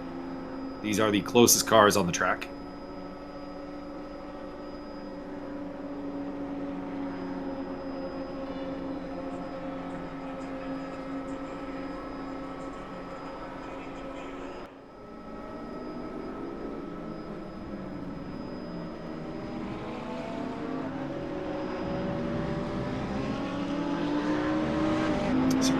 Approaching half distance. I imagine we'll see D and Sparks and Nick in the pits shortly. But exactly when is the question. I would say between now and 25 minutes left in the race, which is a almost 8-minute period, which is almost like 4 laps, but well, more than 4 laps actually. But we'll see. We'll see. I don't really think that there's a lot of value in still being out there at this moment. How are the lap times? D is running 25 flats. Sparks is Sparks is not really battling with the leaders, so that's not really important. But D is losing about 8 tenths. He's losing a full second to Thirolf. He may want to get in there. He's not. He is not running good lap times right now. But I would suggest getting into some fresh tires. Pretty shit soon for him. And 2 new oil filters. Well, if he needs a new oil filter, he's got a bigger problem.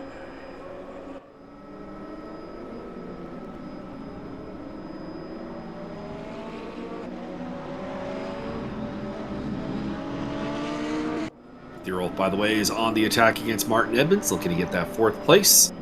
And what will probably be 2nd once all the pit stuff sorts itself out here. I imagine that Sparks and D will both... Well, Sparks for sure. And most likely D will drop behind Thirolf when they hit.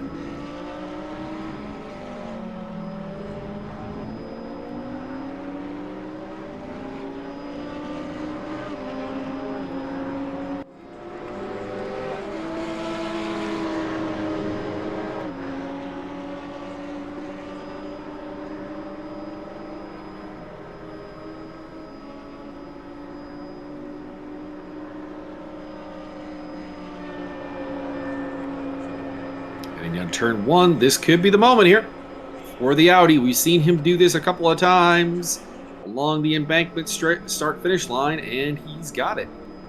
He's got great straight line speed, it seems, and he moves up into 3rd place. On track, 2nd place effectively. By the way, D has been in the pits, and indeed has come out behind. Jeb Sparks does continue to circulate, as well as Scott and Nick having not yet made their pit stops. And D is going to rejoin behind Dirk Gresham. Nick is in the pits as well. It's really just Jeb Sparks left.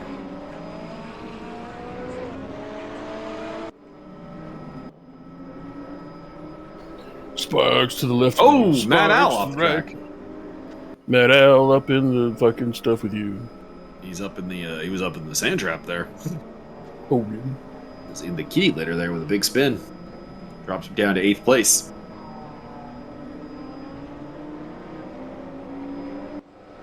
There is your race leader, Jeb Sparks. I mean, he's only there because he hasn't pitted yet, but he's enjoying it. He's enjoying getting some laps led. After all the bullshit he's been through, I'll let him enjoy it as long as he wants to. Indeed. He's had a tough day, and he didn't give up trying to race here today. I appreciate that. I think Scott Nick may have just picked up drive-through penalty for speeding in the pit lane.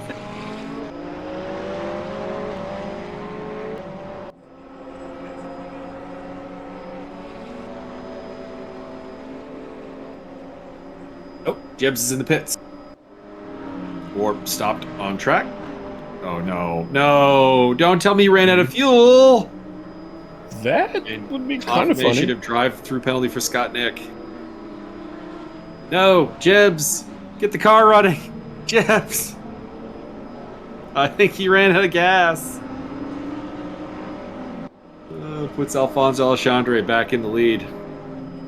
Oh boy, that is heartbreaking. And Martin Edmonds, I think that's a lapping situation. I think that's Scott Nick getting lapped by Martin and Tobias.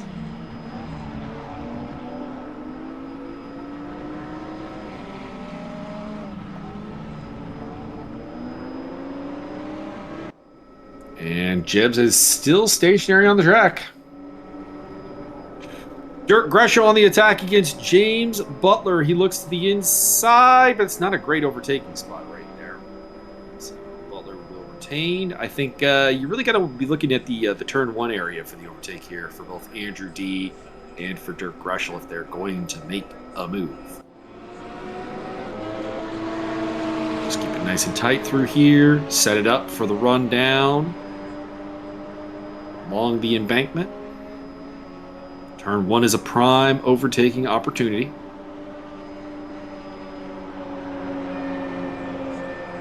Sparks appears to be still off the track. And side by side Andrew D will make the overtake around the outside. See that much. And move up into 5th place.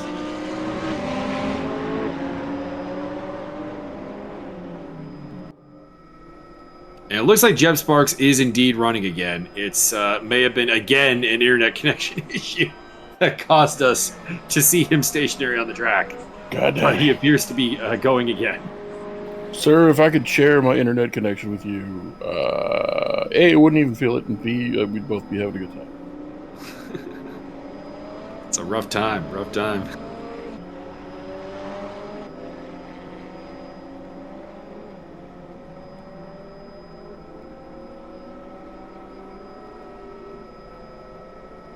Andrew D on the tail of James Butler looking for 4th place. So after all the pit stops have sorted out, we got Alexandre leading from Tobias Thierol by less than a second. We have Martin Emmons in 3rd. We have this battle between Butler, D, Greshel, possibly Mad Al get back into this. I don't know. Jeb Sparks in 8th, 9th for Vega, 10th for Durlon Iceman. It looks like Scott Nick has parked the car. I think it's because he got 2 drive-through penalties. So I think he may have been having a problem with the pit limiter. He may pop up in the stream chat there, as Mad Al or Andrew D, pardon me, looks for the move here against James Butler, and he's through up in 4th place in the car guy Ferrari. And Thierolf, well, Byron, Tobias Thierolf can smell 1st place. It's right there. Pretty close to it. Pretty close. He can see it. He knows. He's familiar with the position. We'll just put it that way.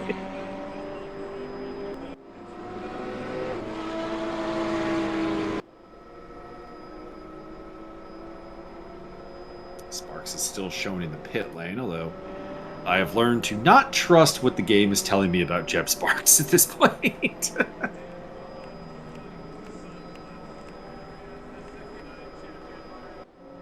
Oh, here it goes. This is Thierol's spot. This is where he likes to make the overtake.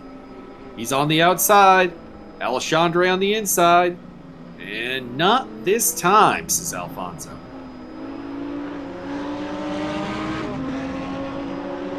He's a little bit compromised on the run through there. Let's see if Thierolf can make the move.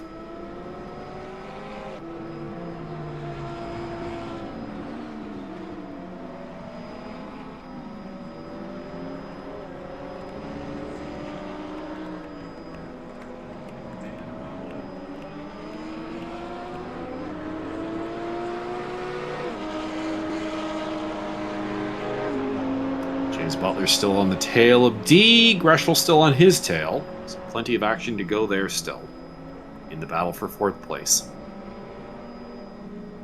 We'll stick for the moment with the battle for the lead. With 24 minutes to go, it is Thierolf hunting Alexandre.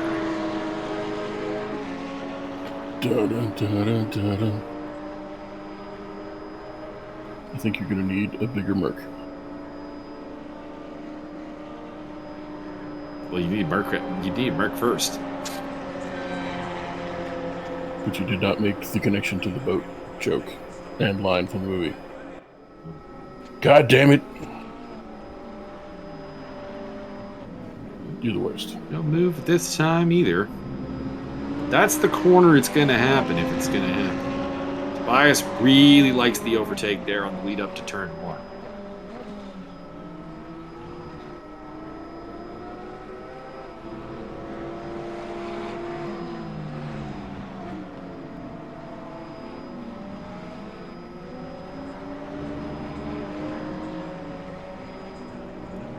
Iceman was off the track there for a bit, but he rejoins.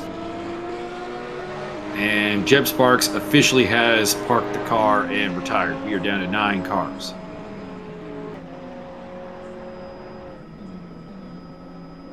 I do tip my hat to Jeb Sparks, though. He tried really, really hard to be out there today, and it just wasn't going to happen. He fought through some technical difficulties that a lot of people would have given up after like the 3rd disconnection. but not Jeb's points. He was here. And he got to lead a couple of laps, so that was his reward.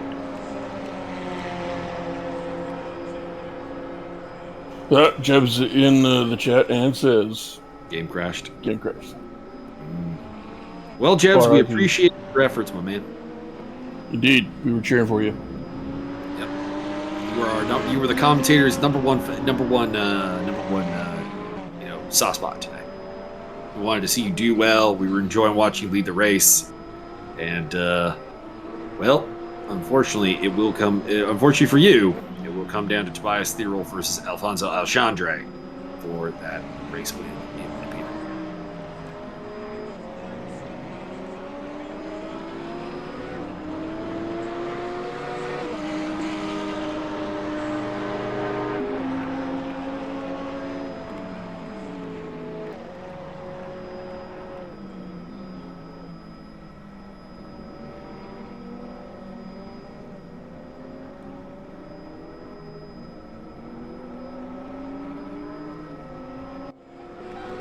Just 0.3 of a second separating first from second place.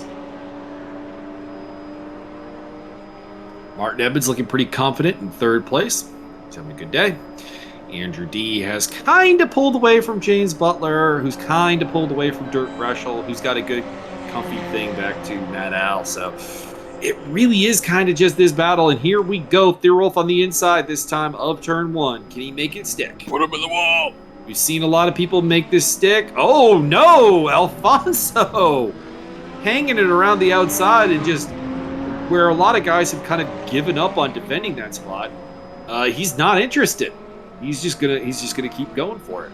And he's roughly 0.3 of a second slower than Thierolf right now. So this is a problem. But we'll see. We'll see. We got a lot of time left here. We got a lot of laps to go before the end of this race, and it's going to be a tough ask for that Ferrari to stay in front of Tobias Thierolf in the Audi. But at the same time, you do have to ask the serious question. Thierolf can more or less guarantee the championship with a second place here today. He doesn't need that win. Does he take the championship mindset of just ice the thing and be calm and collected, or does he go for the win? I think he goes for the win. I know you think he goes for the win. I mean, he's probably really tempted, to say the least. He probably feels like this win he really deserves this win. I mean, he was leading from pole, and he was the guy who got wiped out by Durlan Iceman. So, at corner 1, here we go. He's on the outside this time. Alexandre on the inside. No, I don't think it's going to work on the outside. I think he needs the inside there. And he had the inside last lap, but it didn't work, so we'll see.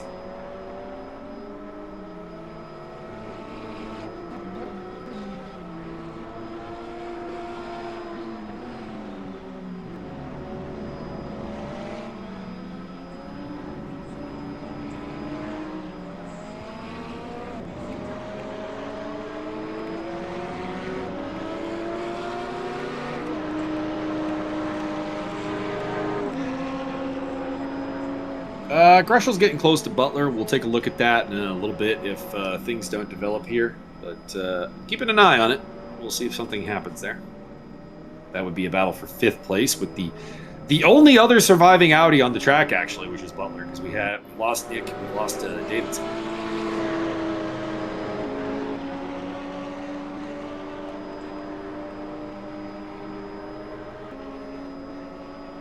Oh, we got Scott Nick in the chat. No buttons, so I couldn't do my drive-through penalty. Well, that sounds like you should have some buttons, sir. Anyways, down the inside goes Thierolf. I think he's got it. I don't think there's a way for Alexandre to come back at him, but he is trying. Oh, baby. He is trying really hard. Inside line for Tobias. And again, my Lord, Alfonso is not giving up. Tip my hat to the Ferrari driver. He is determined to make this as hard as... Oh, my Lord. Contact! Oh, was there contact? I think so. I couldn't quite tell. Alfonso spins around, but there was room for him. I don't think Tobias was required to give him any additional room there. Looked clean to me. That is essentially what I'm saying. There was contact, but I don't think it's a problem. Dirk Greshel's off the track. Also, Scott, next time, just beat it to death with your notably large genitalia. You don't need buttons. Looks like Durlon Iceman has parked the car. No, he's been DQ'd. He has been DQ'd from the race. Wow. What did he do? Possibly that's an auto DQ because the game has a incident number limit that you cannot cross. And every time you go off the track, and he's been getting a lot. Oh, no, speeding in the pit lane. There's your answer. That would probably do it. And I imagine, like, Scott Nick got a drive-through penalty for speeding in the pit lane. If you speed, like, a little bit, the game is like, no, you got to come back here and do drive-through. If he got DQ'd for speeding in the pit lane, he was, like, going full throttle through the pit lane. You know what I'm saying? Like, the sort of, like, I'm going to kill a mechanic levels of going through the pit lane. Well, unfortunately, with 16 minutes left in this race, we don't really have a battle. We had a fantastic battle between Alexandre and Thirol for the lead, but Thirol, or Alexandre getting spun, has put him back in third place, 3 seconds behind Martin Edmonds, and everyone else is kind of spread out after Dirk Russell had some problems and the retirement of Durlon Iceman, or the DQ of Durlon Iceman. So, here we go. Speeding must be a horrific offense. Based on the fact that Durlon did nothing else wrong in the entire race. Nothing at all. Nothing at all. Nothing at all. Nothing at all. Nothing at all. Stupid, sexy Iceman. Tobias going up to lap. That's Vic Vega here. Lets him through under the blue flag.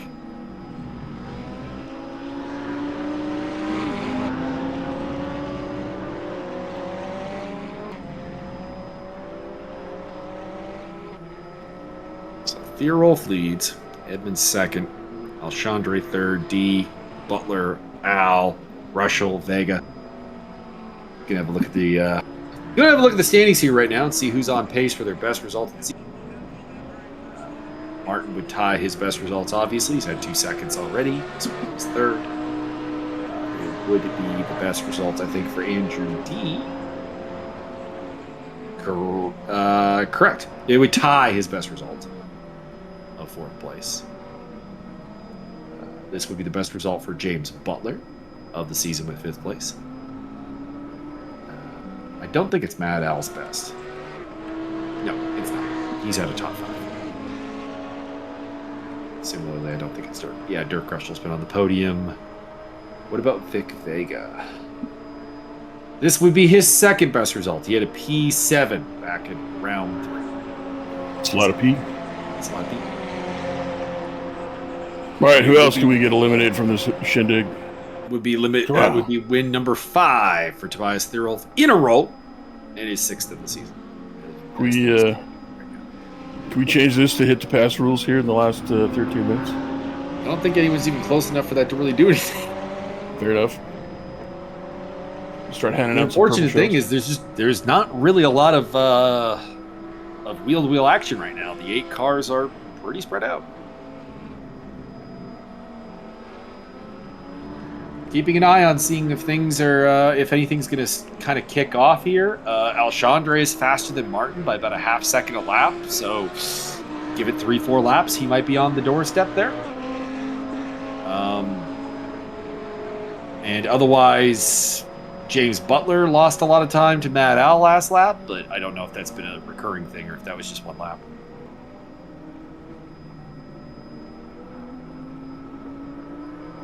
No, I'm pretty sure the laps keep recurring. No, the gaps. The delta.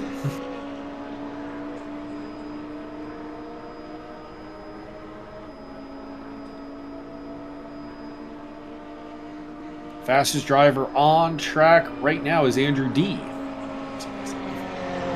24.908 last time around.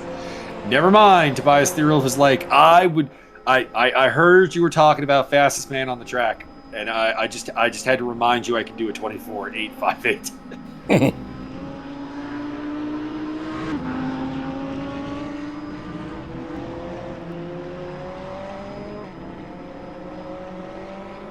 Although credit to D, he's within a tenth of a second of Therill on the lap even 24.924. He's like legitimately the second fastest guy on the track right now. Just needs to. Unfortunately, he's 12 seconds behind Alexandre, so like there's not really anything he can do with it. That must be demoralizing. A bit.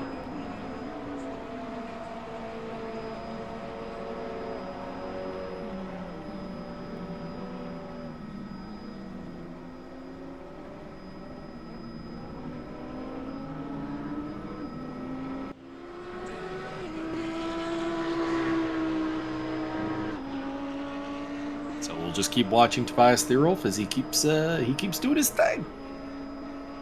Honestly, let's go on board with him. Actually, we will see not quite what he does because we're technically in the passenger seat, but you know we kinda see what he's doing, what he sees. A little bit disappointed that there seems to be no proper cockpit cam that I can go to, where we can see like the wheel. The only thing I've got is. Well, I guess we could see it here. We'll ride with this view. Greshel is off the track, returning as he has made a mistake. And we'll go back on board with Tobias, and you guys can, I don't know, maybe learn a little bit from the fastest man on the track. Well, let's see what it does here is he turns the wheel, and then it goes either left or right.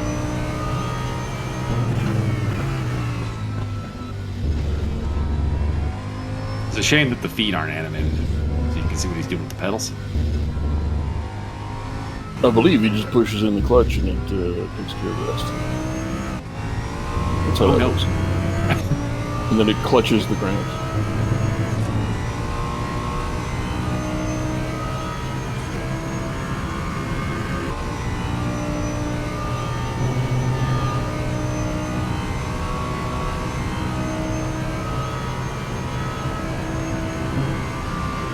What's that one?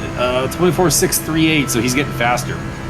Like, not as fast as he was when he put his fastest lap up, but like, he's in the groove. He's finally gotten past Alexandre, and he's ready to sprint. That's mildly horrifying. Yeah. He was 0.2 faster than anyone else on the track that lap. Andrew D was second quickest again. And it should be mentioned, you want the real horror here. He was 0.2 faster than Andrew D. Andrew D's 0.4 faster than anyone else. So the other 6 cars are more than a half second off of a guy who has no reason to push right now. It's just bringing it home.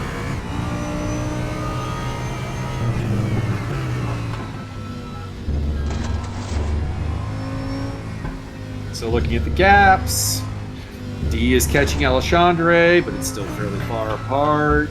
Alexandre is catching Edmonds at a rate of about 0.2 a lap. I think that'll get down to something. Mad Al is catching up to James Butler. Dirk Gresham, by the way, is off the track again, or is he in the pits? Or is he retired? No, he's in for another pit stop. Okay. Interesting move. I guess he had nothing really to lose, so he's going to come out in 7th place again, still ahead of Vic Vega. So Vega's getting close. Let's see. There he is. So he's coming to the pit lane now. If Vic Vega can hop ahead of him, that would be very, very weird. A very weird move by, yeah, I think he's going to get him. Russell coming out of the pits. They'll need to warm up the tires. Although, Vega picks up a slowdown penalty. That might have killed it. But hey, I guess thank you, Dirk, for giving us a little bit of excitement and creating a little bit of a battle. here towards the end. Put him in the wall. Sir, that was attempted on corner 1, lap 1. I don't know about attempted. I think it was succeeded. So these are the two closest together cars now.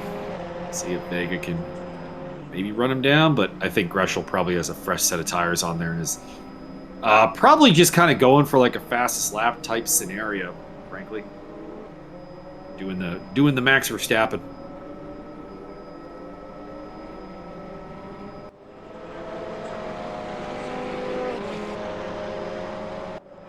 Alfonso is now within a second, or within 2 seconds of Martin Edmonds.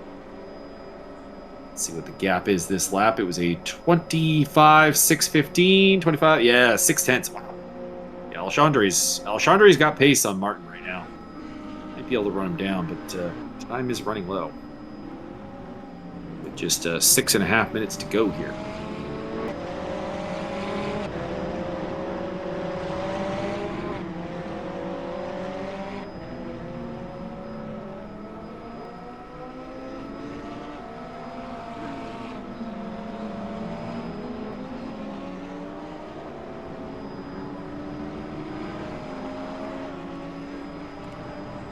Tobias Thirolf may, in fact, be human, finally. He did a 25.135 that time around.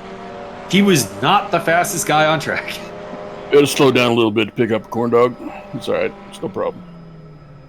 James Butler appears to have gone off the track and dropped to 6th place. Mad Al picking up a spot. They were not close together. So that must have been a notable spin for James. I'm kind of interested to see what Dirk Greshel does for a lap time once he's finally cleared of the pit stop. Because last time around he did a 34.89, which is very slow, but it was like still the pit stop lap. Oh, there we go, 24.861. Or no, hang on, I'm reading this wrong. Let's see here, Greshel coming across the line. What has he got? 25.646, 49. Pardon me. That's not a great lap. I was kind of hoping that like Dirk would flirt with the fastest lap here down the stretch to at least deny Tobias that, but he's not close yet.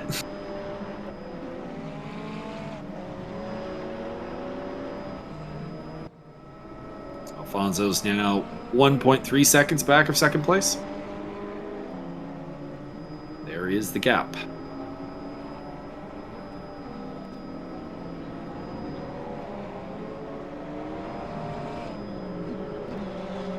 I'm sorry, Dal. I'm sorry to Afonso. I keep adding an L to his name. It's actually there. I'm just not used to that spelling. I believe I also did that, and I make no apologies. It's not my fault you spell your name wrong. Just uncharacteristically. That's silly. He just typed it into the game wrong. That's all it is.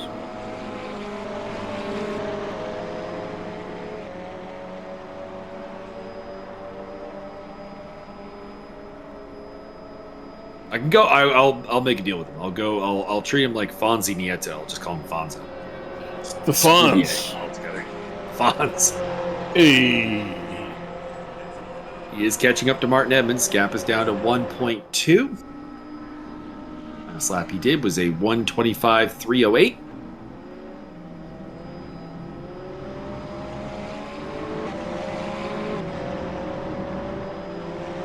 Nobody's in the 24s anymore, so the tires are running a little bit thin, even though the cars are probably quite light on fuel at this point.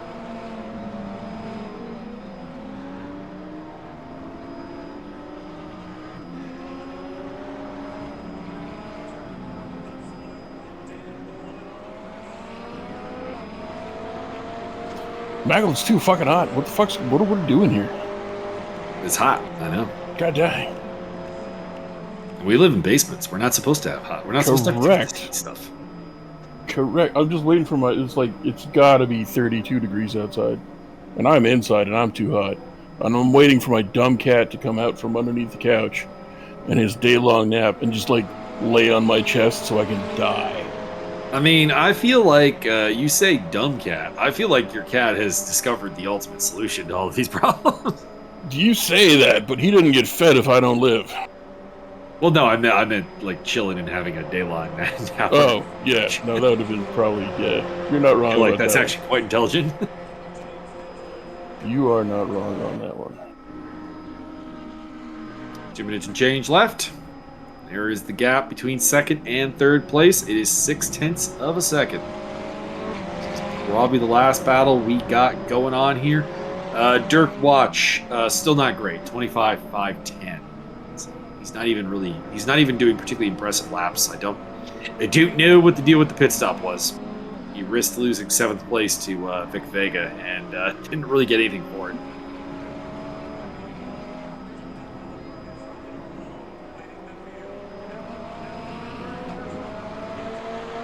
Wasn't much of a risk, I suppose. He is trucking clear of Vic in about a second lap, so 8/10 anyways. So, I guess not much of a threat, but still.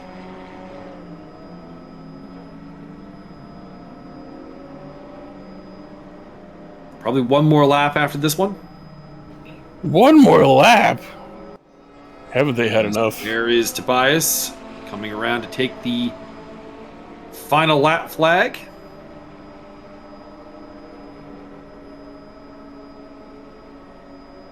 And the next time he reaches this part of the track, he will see the checker.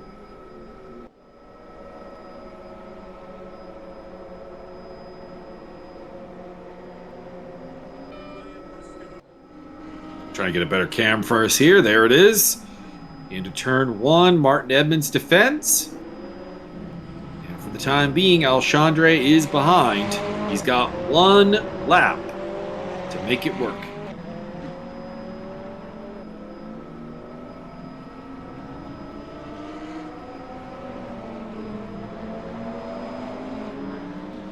One lap to make that second place happen. Does he do it, Byron? What's your thoughts? That's solid, perhaps. I mean, it is the end of the race. We know Martin's policy on tires. There are probably not a lot of them left. Okay, but does Martin weaponize the tires and just throw hot tire all over Homeboy's windshield? That'd be interesting. If there's anything, Final couple of corners now. if there's anything that I've learned, it's that you can weaponize just about anything. Look into the inside. There's not a great overtaking spot here. This is the problem. We'd have to get a great run out of this corner onto the embankment. Here we go. Checkered flag for Tobias. He is the winner. Martin Edmonds will take 4th place. second place at the line. That was close. Here comes Andrew D for the 4th place finish. He has a good pace today. Just, I don't know. I think he was a little bit off the optimum strategy. And Matt Al, after probably one of the more eventful races he's had this season, picks up 5th place. There in the Monster Energy Ferrari. Started their race in 6th, came up to 5th, so, yeah, good day's work. And then it'll be James Butler coming home in 6th position. He also had a busy day. Oh boy. Rounding off the field, Dirk Greshel and Vic Vega. Tobias Thirl did indeed put down the fastest lap. Still not sure what the deal with the idea there for Greshel was. Pit stop. We lost Jeb Sparks due to a game crash. We lost Scott Nick due to what I can only call poor planning of not having buttons to serve a pit stop properly. Steve Davidson was out of the race. We don't know the story there. And Durlan Iceman got disqualified for speeding in the pit lane. Probably will be under steward review for lap 1, turn 1. Got any final thoughts, Bart? It's tricky to rock a rhyme that's right on time. It's tricky. And we'll leave and we'll just stop talking and Matt Al can terminate this stream when he wants.